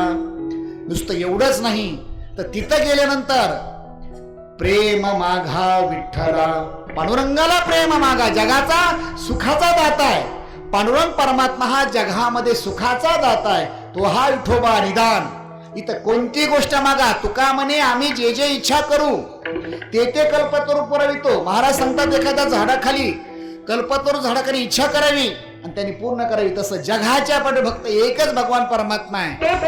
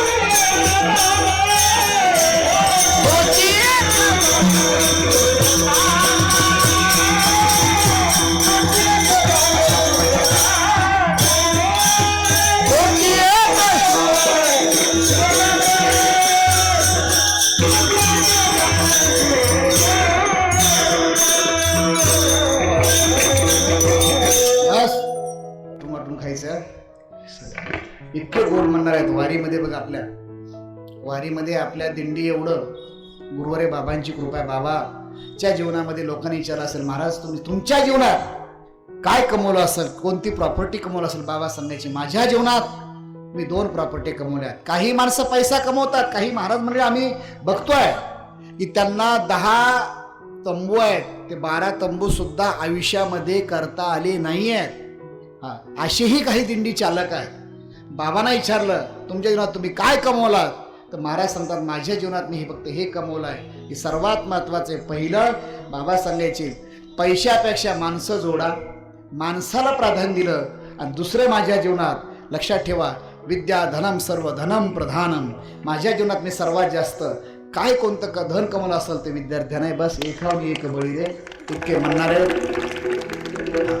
दुसरा सप्ताह जर डबल वारी करायचं म्हटलं तरी आमचा नंबर प्रमाण म्हणायला येणार नाही. इतके म्हणणार आहेत, वाजवणार आहेत. या ठिकाणी 2-2 आपण या ठिकाणी बदलून वाजवायला म्हणायला चालू आहे. एकावर एक बळी. काही खाली बसलेत आणि काही त्यांचे मित्र झालेत मोबाईल, ते सुद्धा आमच्या सोबत आहे. लक्षात ठेवा. आता वारी सुद्धा आता हायटेक वारी झाली आमची. पूर्वी वारी म्हणजे आता इतका बदल झाला या ठिकाणी मोबाईलमुळे इतका बदल झाला की माणसं जवळचे दूर झाले. हा, एकदा परवा झाडाखाली आम्ही बसलो. झाडाखाली बसल्यानंतर 1 नंबर दिंडीचे काय माणसं होते, 2 नंबरचे.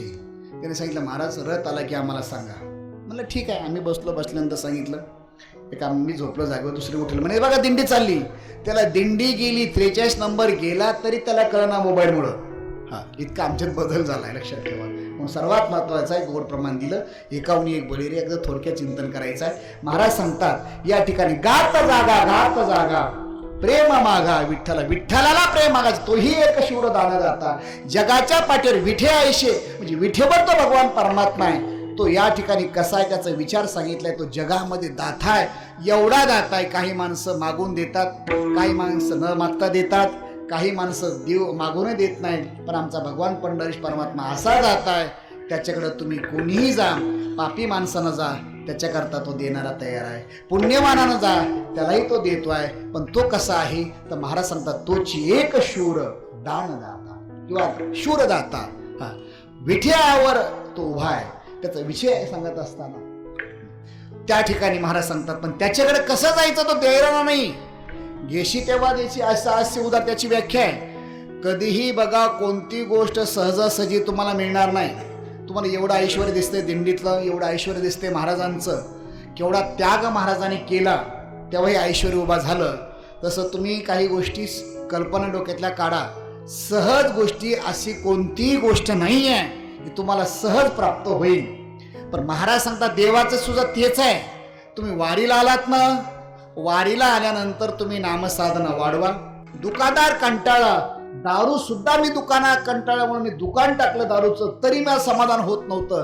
ते सुद्धा माणसं आज वारीमध्ये या ठिकाणी देवाच्या कृपेने त्यांचं जीवन परिवर्तन झालं. एक वर्ग असा आहे, लक्षात ठेवा, एक वर्ग असा बघायला मिळतोय. आता मला सांगायचं दात्याबद्दल. एक वर्ग असा आहे, तो पांडुरंग परमात्मा असा आहे. एक उदाहरण तुम्हाला सांगेल, तुम्हाला अतिशुक्ती वाटेल. त्यांना ते आवडणार नाही, पण मी बाबांच्या मुखातून अनेक लोकांच्या ऐकल्याशी बोललो असेल. मी गुगे साहेबांना बाबांची ओळख आईच्या त्यावेळेस आई बाबा त्यांच्या घरी गेले. घरी गेल्यानंतर बाबांना या ठिकाणी लोकांनी सांगितलं, अशा बाबांचं महत्व होतं. आईने सांगितलं असं असं आमच्या पोरांना आशीर्वाद द्या.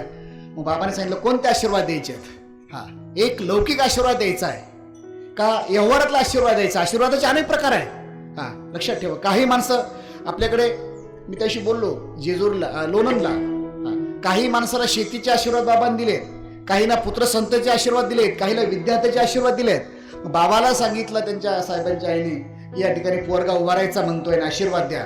बाबाने सांगितलं एक काम करा, खिशात किती पैसे आहेत म्हणे. खिशात काहीच नाहीत, फक्त 25,000 रुपये. घडलेला प्रसंग आहे, स्तुती सांगत नाही, मला आवडत नाही, त्यांनाही आवडत नाही. मग बाबाने सांगितलं 25,000 रुपये आहेत ना, एक काम कर, विलक्षणला तर पैसे लागतात, तर जा पंढरपूरला जा. पांडुरंग परमात्मा उभा आहे, तो उभा राहायचंय ना, उभा राहायचंय ना, पहिलं विलक्षण उभा राहायचंय ना, तर 25,000 असू दे, नाही तर 50 कोटी रुपये असू, ते महत्व नाही. पांडुरंगाच्या चरणी नतमस्तक व्हा, नतमस्तक होऊन दर्शन घ्या आणि 25,000मध्येच कामाला लागा. पुन्हा ते शब्द ऐकले आणि इथं आल्यानंतर पांडुरंगाचं दर्शन घेतलं आणि दर्शन घेतल्यानंतर 25,000मध्ये कुणी आमदार होते का सांगा. तर तेच शब्द पांडुरंगाने आशीर्वाद दिले की, आणि आशीर्वाद दिल्यानंतर मला सांगायचं, तो दात्याबद्दल बोलायचं आहे, त्यांच्याबद्दल नाही, वैयक्तिक मला सांगायचं नाही. लक्षात, दात्याबद्दल आज कितीतरी लोकांचं उदाहरण आहे, कितीतरी लोकांचं आहे. तो जगाच्या पाठीवर एक असा दाता आहे. या ठिकाणी दातेचे प्रकार आहेत, पण सर्वात मोठा दाता आहे तो पांडुरंग परमात्मा. पण त्याच्याकडे तुम्ही एकच काम करा, तो तुमच्या अपेक्षापेक्षा जास्त देतो. पण एक काम करा, कोणतं काम करा, त्याच्याकडे जायचंय ना तुम्हाला भेटीला, तर गात जागा प्रेम मागा विठ्ठला, प्रेम मागा. जीवनामध्ये प्रेम महत्वाचं आहे. प्रेमानेच माणसं आकलता येतात, लक्षात ठेवा. प्रेमानेच माणसं जिंकता येतात. खिशात 1 रुपया नसू द्या हो, आज लक्षात ठेवा, करोड रुपयाचे कामं सुद्धा प्रेमाने होतात. म्हणून या ठिकाणी मला सांगायचं काय, गुरुवारी महाराजांच्या खिशात 1 रुपया नव्हता, पण करोड रुपयाचे काम फक्त प्रेमाने. आज लक्षात ठेवा, प्रेम मागा विठ्ठला, विठ्ठलाला प्रेम मागा, दुसरं कुणाला मागू नका. दुसरे स्वार्थी लोक आहेत, कितीही काम करा, कुणा करता, बायको करता करा, बायको म्हणते यांना काय घडत आहे. हा, तो म्हणतो हिला काय कळतंय. ऐका, ज्याच्यासोबत तुम्ही 60 ते 70 वर्षे संसार केला, म्हातारपणामध्ये नवरा म्हणतो याला काय कळतंय, बायको म्हणते यांना काय कळतंय, पोरं म्हणतात याला म्हातारला काय कळतंय, सगळं घर म्हणते यांना काय कळतंय. मग कळतं तरी कधी. ऐका, 60 ते 70 वर्षे ज्यांच्यासोबत तुम्ही संसार केला ते सुद्धा म्हातारपणामध्ये म्हणतात आमच्यांना यांना काही कळत नाही. ऐका, कळतंय तरी कधी. मग मला सांगायचंय काय, सगळे लोक स्वार्थी लोक आहेत. फक्त एकच पात्र असं आहे, ते पात्र म्हणजे भगवान पंढरीश परमात्मा आहे. तुम्ही त्याच्याकडे कसंही जा, कुठूनही जा आणि कधीही जा, ते तुम्हाला जवळ करेल. वाट पाहे उभा भेटीची आवडी. लक्षात ठेवा, तुमची वाट बघतोय तो. या फक्त येत असताना जात असताना फक्त प्रेमानं चिंतनानं जा, नक्कीच तो आपला जवळ करेल.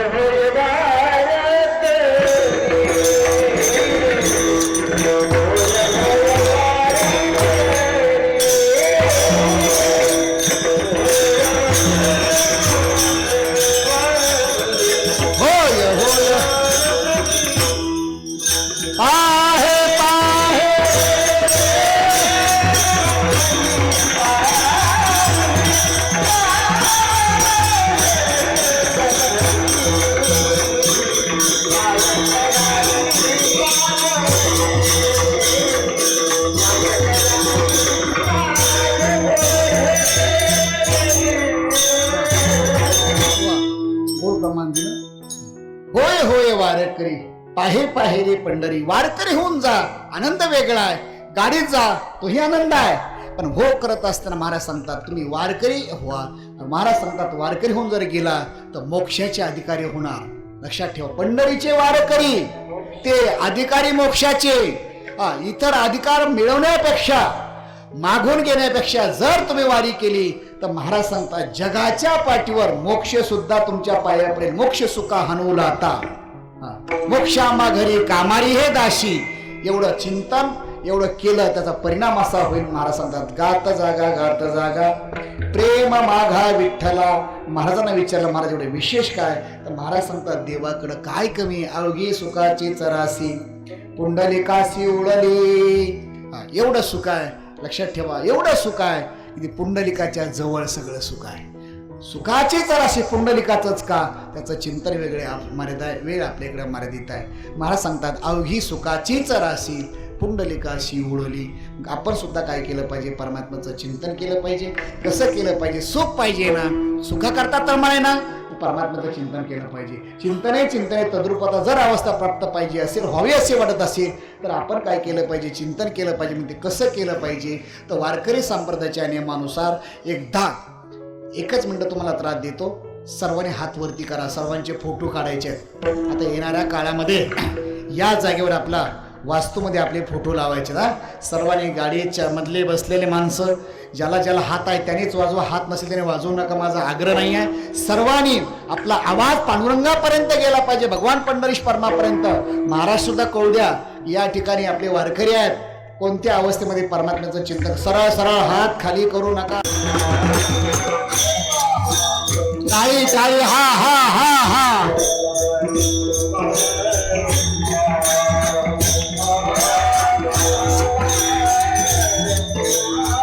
जय हो.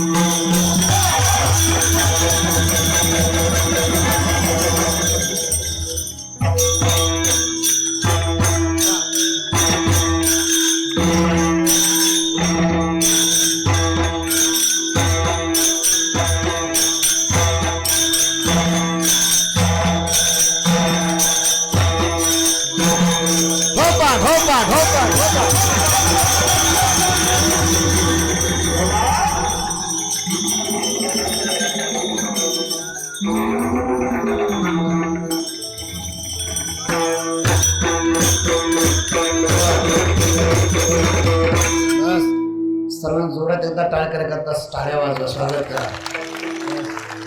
एकाहून एक बळी रे इथे पुंडलिकाचं का सुख याचा विचार काय. तर महाराज सांगतात पुंडलिका पशीच काय. महाराजांना विचारला, महाराज हे करत असताना वेळ कमी असल्यामुळं पुंडलिकाचा विचार एका शब्दावर आपला पुढे 2 तास व्याख्यान आपलं वाढलं जाईल. तर महाराज अवघी सुखाचीच रासे पुंडलिकाशी ओळली, पण त्याच पुंडलिकानं काय केलं. तर महाराज सांगतात लांब असला परमात्मा, निर्गुण असला परमात्मा सगुण रूपाने तो तुमच्या करता या ठिकाणी साकार केला. अभंगाचं शेवटचं चरण.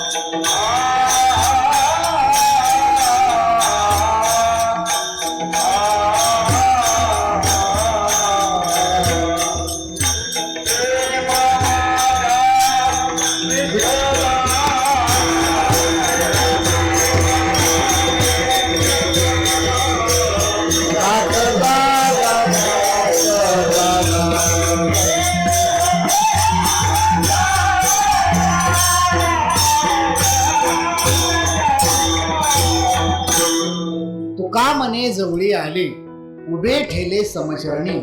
पुंडलिकानं काय केलं. निर्गुण असला परमात्मा आपल्या भक्ता करता सगुण केला. तुका म्हणे जवळी आले. एवढं नाही, जवळ आणलं यात विशेष नाही आहे. उभे ठेले समचरणी, उभा करून ठेवलं. म्हणून बघा एखाद्याला विचारलं तुमची वारी किती आहे. काही लोक म्हणतील माझी वारी 47 वर्षाची, 50 वर्षाची, 10 वर्षाची, अमुक अमुक वर्षाची आहे. पण एखाद्याला विचारलं का हो एवढ्या वाऱ्या केल्या, एवढ्या वाऱ्या करत असताना तुमचा भगवान पंढर परमात्माच्या नावाने तुम्ही वारीला जाता, तो कधीपासून उभा आहे असं जर विचारलं तर आपल्याकडे शंकेचं उत्तर हवं आहे.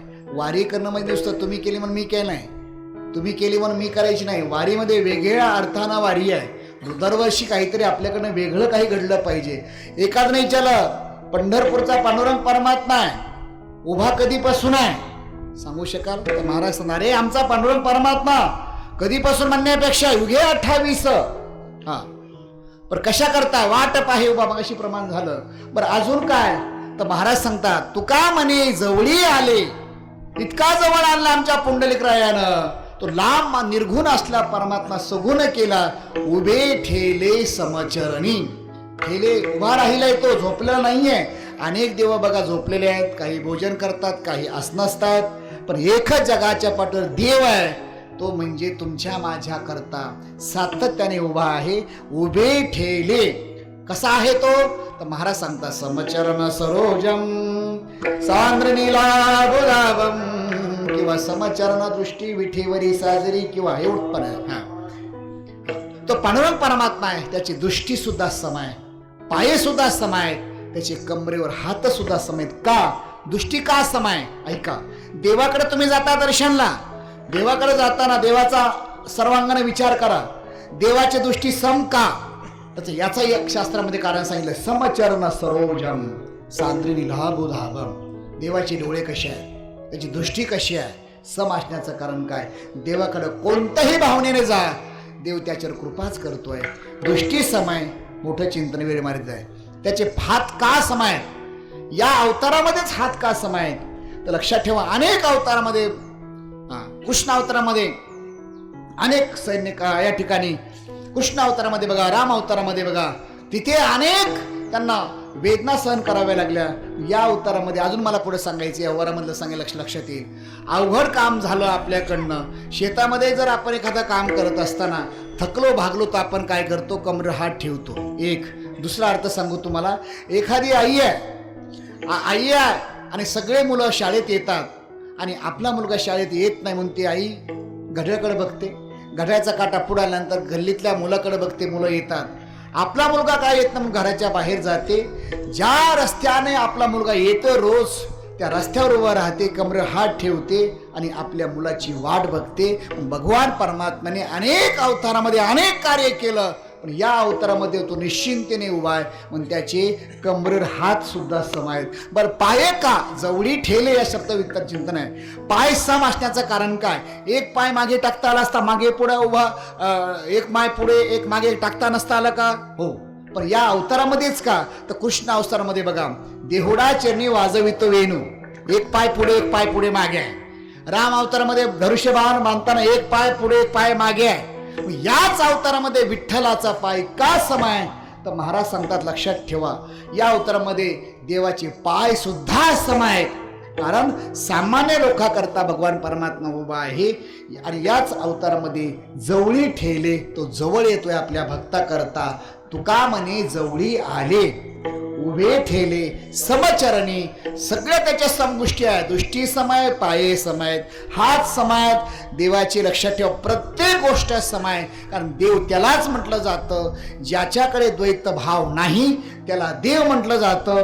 ज्याच्याकडे द्वैत भाव आहे तो माझा हा माझा, याचा हा जीव म्हटलं जातो. आपल्याकडे द्वैत भाव आहे, देवाकडे द्वैत भाव नसतो.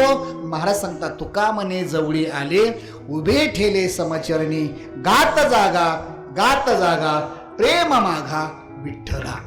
आपण सुद्धा देवाकडे जाताना समदृष्टीने जा. इथून मागे आपल्याकडनं काही दोष घडले असतील त्याचं निवृत्ती करता संकल्प करा की आज पांडुरंगाकडे जा आणि देवाला करोड मिठी मारा, त्याचं मुख बघा, दर्शन घ्या. नक्कीच आपल्या जीवनामध्ये ज्या गोष्टी आहेत ते पूर्ण केल्याशिवाय राहणार नाहीत. तुका म्हणे जवळी आले, उभे ठेले समचरणी, हा अभंगाचा भावार्थ ठेवत असताना या विठ्ठला विठ्ठला.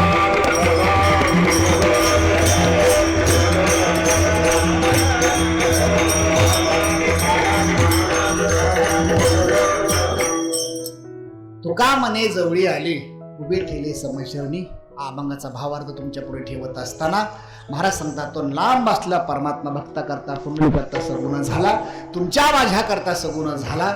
आणि असंच आपल्या का भक्ता करता झाला याचं मोठं चिंतन वेळ आपल्याकडे मारित आहे. झालेली कीर्तनरूपी सेवा, झालेले चिंतनरूपी सेवा पांडुरंगाच्या चरणी समर्पित करत असताना गुरुवर्य, समाजयोगी, त्यागमूर्ती, निष्काम कर्मयोगी, माझं हृदयस्थ, माझं श्रद्धास्थान, आशास्थान, प्रेरणास्थान गुरुवर्य बाबांच्या चरणी सेवा समर्पित करत असताना आता 6 ते 7 मिनिटे घेणारी सेवा समर्पित करणार आहे. कारण लक्षात ठेवा, झालेली कीर्तनरूपी सेवा महाराजांच्या चरणी समर्पित करत असताना अतिशय या ठिकाणी आपण वारी करणारे माणसं आहेत. वारीमध्ये आपण पावसाची ताण न बाळगता, ऊनाची पर्वा न बाळगता आपण वारकरी आहेत, वारी करणारे माणसं आहेत. म्हणून आज आपलं भाग्य आहे की पंढरपूर सारख्या क्षेत्राच्या ठिकाणी वास्तव्याला आज आपण आहात.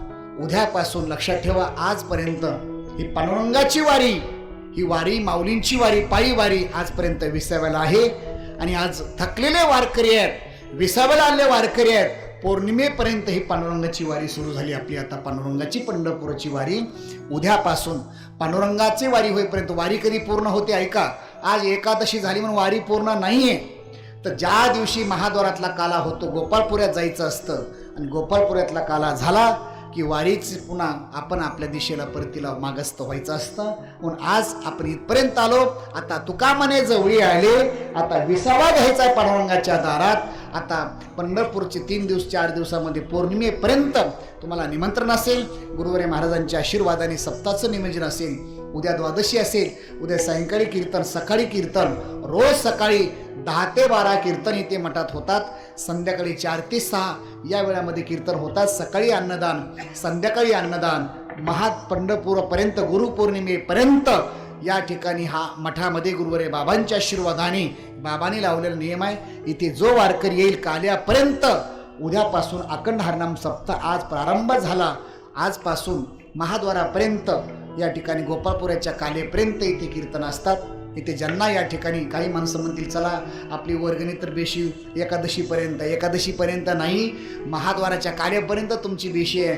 अजून महिनाभर जर राहिला तर या मठामध्ये तुम्हाला परमार्थ करण्याकरता तुम्हाला कोणीही घरी जा म्हणणार नाही. एखादा म्हटला आम्हाला चातुर्मास राहायचा आहे तर 4 महिने राहण्याकरता सुद्धा बाबाने ही वास्तू निर्माण केली आहे. 4 महिने चातुर्मास ज्याला राहायचं आहे त्याला इथे राहता येतं स्वतःच्या खर्चाने. लक्षात ठेवा, मठामध्ये या ठिकाणी खोली फिरी दिली जाते, बाकीचा खर्च आपला करावा लागतो. आणि म्हणून तुम्हाला जाता जाता विनंती असेल की या ठिकाणी एवढी मोठी वास्तू बाबांनी आपल्या परमार्थाकरता निर्माण केली.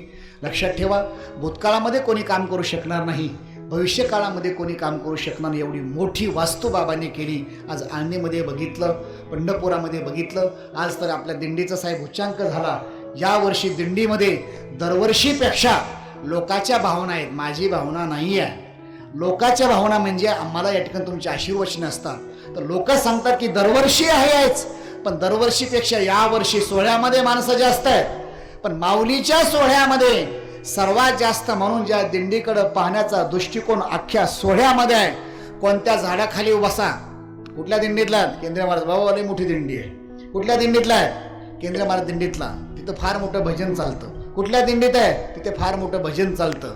लक्षात ठेवा, सर्वात मोठ्या यावर्षी तर सर्व दिंडीमध्ये आज आपल्याला अनेक लोकांच्या मुखातून या ठिकाणी बहुमान मिळतो की सर्वात माऊलीच्या सोहळ्यात सर्वात मोठी दिंडी म्हणून आज अख्ख्या सोहळ्यामध्ये पाहण्याचा दृष्टिकोन एकाच दिंडीकडे, ते म्हणजे 43 गुरुवारी गोविंद महाराज केंद्रीय महाराजांच्या दिंडीकडे. त्या दिंडीमध्ये यावर्षी तर लोक सांगतात की बस आम्ही वजन कमी करायला आलो होतो, पण 1.5 किलो 2 किलो वाढलं. मला 2-3 माणसांनी सांगितलं नाशिकडल्या काही तिकडल्या या ठिकाणी की महाराज वजन कमी करण्याकरता रोज आम्हाला सकाळी सकाळी चालायला डॉक्टरने सांगितलंय, पण इथे चालणं झालं पण वजन वाढायला लागलंय. म्हणलं कसं काय वजन वाढलं? गोळ्या खाऊन काही माणसाचं वजन वाढतं, काही माणसाचं टेन्शनने वाढतं. ती मला अजिबात नाही, एवढं वजन वाढायला आहे. सकाळी जेवण वेगळं, संध्याकाळी वेगळं. यावर्षी 2-3 लोकांनी सांगितलं यावर्षी तर आमच्या दिंडीमध्ये काहीच कमी नाही. एका माणसाने साखर दिली, बस रोज गोड पदार्थ खायला चालू आहे. इतका सुंदर असं भोजन व्यवस्था यावर्षी आपल्या दिंडीत झाली. आणि हेच सांगत असताना मला सांगायचं आहे, एवढी व्यवस्था दिंडीमध्ये आणि आत्ता एवढं मोठं कार्य बाबांनी केलं. जाता जाता विनंती असेल की आपण उद्यापासून कोण येतो कोणाच्या घराला, देवासाठी झाले ब्रह्मांड सोयरे. उद्या सकाळी आपण आपल्या घराला जाणार आहात. आत्ताच लोकांच्या सामान बांधून गाडीत आहे, फक्त द्वादश सोडायची अशी निघणारे माणसं आहेत. काही माणसं तर सकाळी 5 वाजता बिस्किटावर द्वादश सोडून निघणारे माणसं आहेत. पण विनंती करेल, आपण कुठे जरी गेलात येणाऱ्या काळामध्ये महाराजांचं स्वप्न होतं. महाराजांनी आयुष्यामध्ये लक्षात ठेवा, हा परोपकाराचं झाड बाबांनी लावलं आहे, त्याला आपल्या सर्वाला खात पाणी घालायचं आहे. नामामने ग्रंथ श्रेष्ठ ज्ञानदेवी एक तरी ओवी अनुभवावी. जाता जाता विनंती असेल की आपण सर्वांनी ज्ञानेश्वरी मंदिराकरता अतिशय मोठं योगदान दिलं आहे, इथपर्यंत मंदिर आलं आहे. जाता जाता विनंती करेल, येणाऱ्या काळामध्ये आपण सर्वजण त्याचं स्वप्न बघण्याकरता आपण सर्व साकार होतो आहे. येणाऱ्या काळामध्ये त्या मंदिराचा कलशारोहण सोहळा आणि गुरुवरे महाराजांच्या त्यागाचं फळ आहे. गुरुवरे महाराजांनी आयुष्यभर तेच काम केलं आणि त्याचं स्वप्न आपलं पूर्ण करायचं आहे. बाबांचं स्वप्न आहे, माऊलीचं स्वप्न पूर्ण करायचं आहे. त्याच्याकरता सर्वाला विनंती असेल, एकलेचा अनुभव खेळ म्हणून मेळ जमविला, एकमेका सहाय्य करू अवघे धरू सुपंत. सर्वांनी त्या बाबांच्या स्वप्नाकरता सर्वांनी सहकार्य केले. आता सुद्धा सर्वांनी सहकार्य करा. त्याचं स्वरूप असं आहे, एका ओवीचा खर्च 2200 रुपये, ज्ञानेश्वरी कोरायला खर्च आलाय 3,62,00,000 रुपये. 3,62,00,000 रुपये ज्ञानेश्वर कोरला खर्च आलाय. एका ओवीचा खर्च 2200 रुपये, एका भिंतीचा खर्च 3,00,000 रुपये. ज्यांनी आईच्या स्मरणात वडिलाच्या स्मरणात 3,00,000 रुपये दिले तिथं नाव लावलेलं जातंय. ज्यांनी 1,00,000 रुपये दिले त्याचं कोरून नाव लावलेलं आहे. अनेक लोकांच्या त्या ठिकाणी भिंतीवर नाव आहेत आणि ते भाग्य आमच्या साहेबांना मिळालं. पहिली ओवी ओम नमोजी अध्याय वेद प्रतिपाध्याय ही पहिली भिंत अनेक भिंत कोरत असताना प्रश्न निर्माण झाला. दादा थोरात दादा होते, घुगेसाहेब होता, आम्ही सर्व विश्वस्त मंडळी.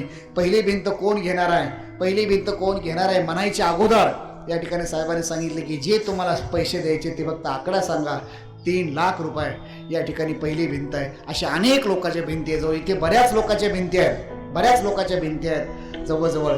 तर ते काम ज्ञानेश्वरीचं आपल्या जवळजवळ झालेलं आहे. तर जाता जाता विनंती असेल, फक्त आता 2 कामं महत्त्वाचे ज्ञानेश्वरी मंदिराचे, आणि तेही खर्चाचे काम आहेत. अजून आपल्याला 3 ते 3.5 कोटी रुपये खर्च अपेक्षित आहे. मंदिराचा कलर आणि लाइटिंग ते त्या ठिकाणी खर्च अपेक्षित आहे. खर्च रोज वाढतोय आणि त्याच्यापेक्षा ते खर्चच अपेक्षित आहे. आणि येणाऱ्या काळामध्ये लक्षात ठेवा, हे कार्य करत असताना आपण सुद्धा आता पंढरपूरला आलात आणि इथे आल्यानंतर वास्तव्याला इथे आहात, इथे सुद्धा कारण काम मंदिराचं कळशरण झालं असतं. परवा काल बोललो मी, संसारासारखं तुमचंच आहे, एक झालं की दुसरं इथंच आहे. तिकडं काम चालू असताना इकडं सुद्धा काम निघायला लागले थोडं थोडं. ते येणाऱ्या काळामध्ये यावर्षी ते बरंच काम पंढरपुरामध्ये करण्याचा मानस आहे, जवळजवळ केलेला आहे. सुशोभीकरण बाथरूमची मागच्या वर्षी अवस्था बघा, यावर्षी अवस्था बघा. गेटला पूर्ण पाऊस जरी आला तरी आपल्या वारकऱ्याच्या पायाला चिखल लागू नये म्हणून या ठिकाणी वारीच्या अगोदर 6 ते 7.5 रुपयाची पेन ब्लॉक त्या ठिकाणी म्हणजे या ठिकाणी साहेबांच्या मार्गदर्शन त्याचे टाकलेले आहे. वरती पत्रसुद्धा एक पूर्ण पत्र चेंज केले, त्याचं 350 रुपये एका पत्राचा खर्च आलेला आहे, एक वरती पत्र. आणि आता या जागेवर सुद्धा बरीच जागा कमी पडते. बऱ्याच लोकांच्या पंढरपुरामध्ये व्यवस्था नसल्यामुळं वारीला सुद्धा येणं बंद झालंय, तर या ठिकाणी मी तुम्हाला सांगेल की येणाऱ्या काळामध्ये इथे या जागेवर एक वास्तू निर्माण होणार आहे. आणि ती वास्तू म्हणजे अशी आहे, इथे या ठिकाणी पूर्ण मी मगाशी बोललो की आपल्या वाऱ्या बंद आहेत, पण वाखरीपर्यंत वाटत काही नाही, प्रवास सुखदायी वाटतो. पण पंढरपुरामध्ये यायचं म्हटलं की लोकांना जड जातं का? आपल्या अगोदर वारीमध्ये आपण राहतो वेळापूरला आणि आपल्या मठामध्ये गाडी येणारे लोक जागा धरून बसतात, लक्षात ठेवा. तर त्याच्याकरता गैरसोय होणे कोणाचीच म्हणून यावर्षी निर्णय घेतला संस्थांच्या माध्यमातून.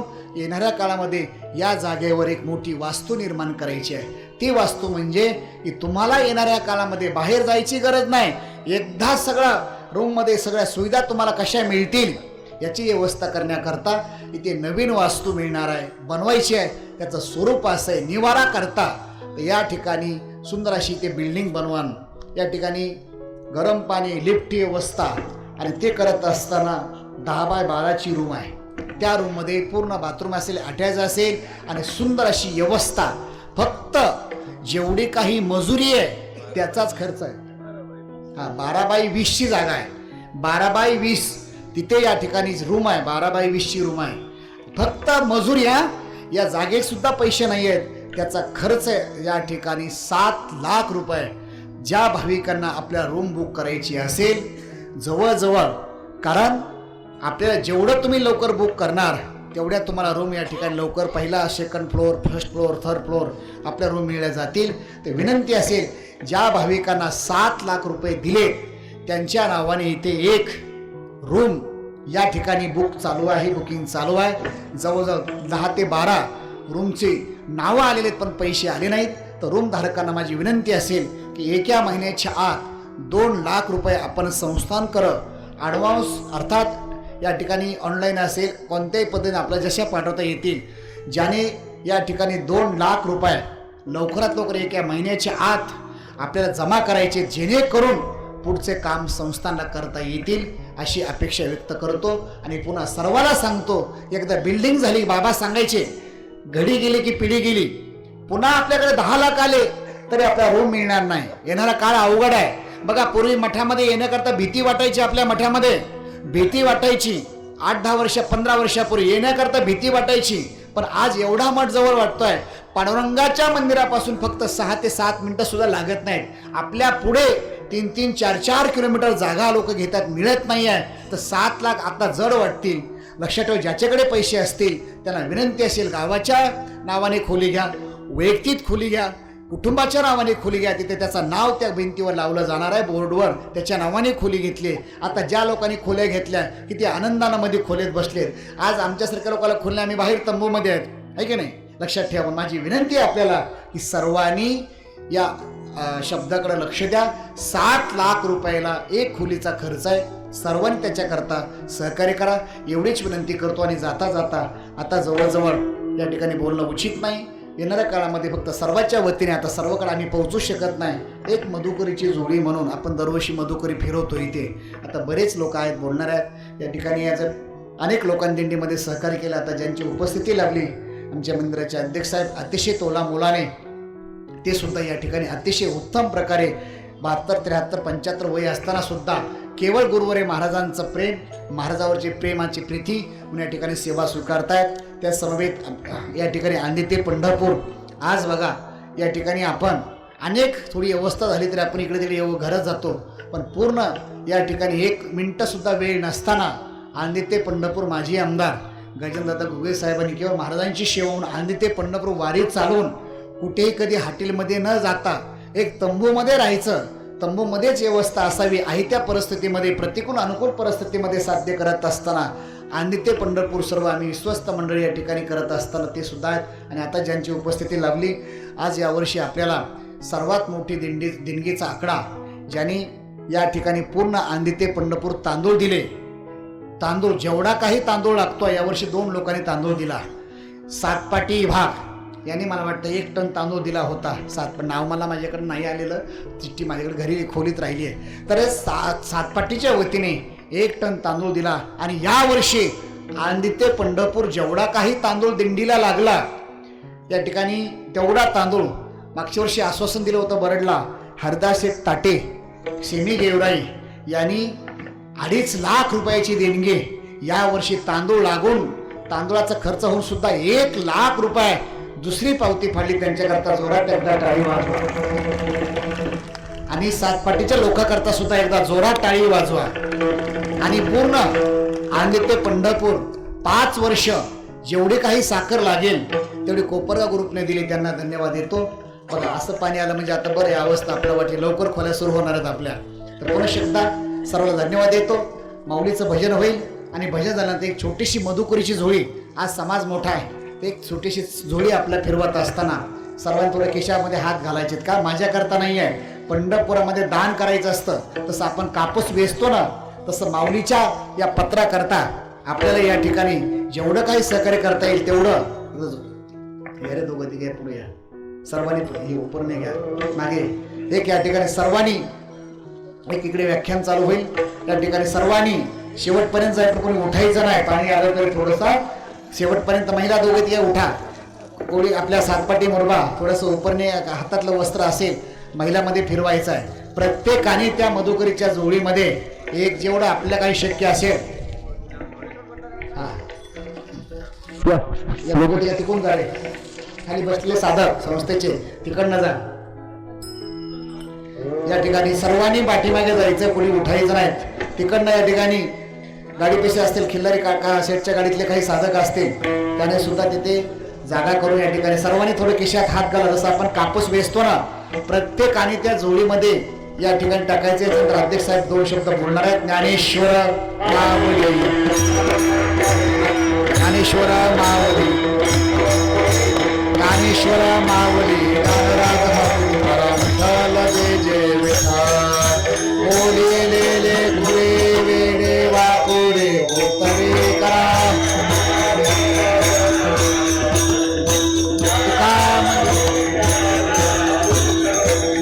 उठू नका,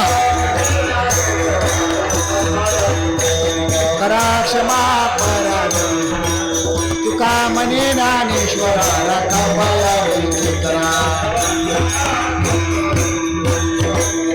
ऐका.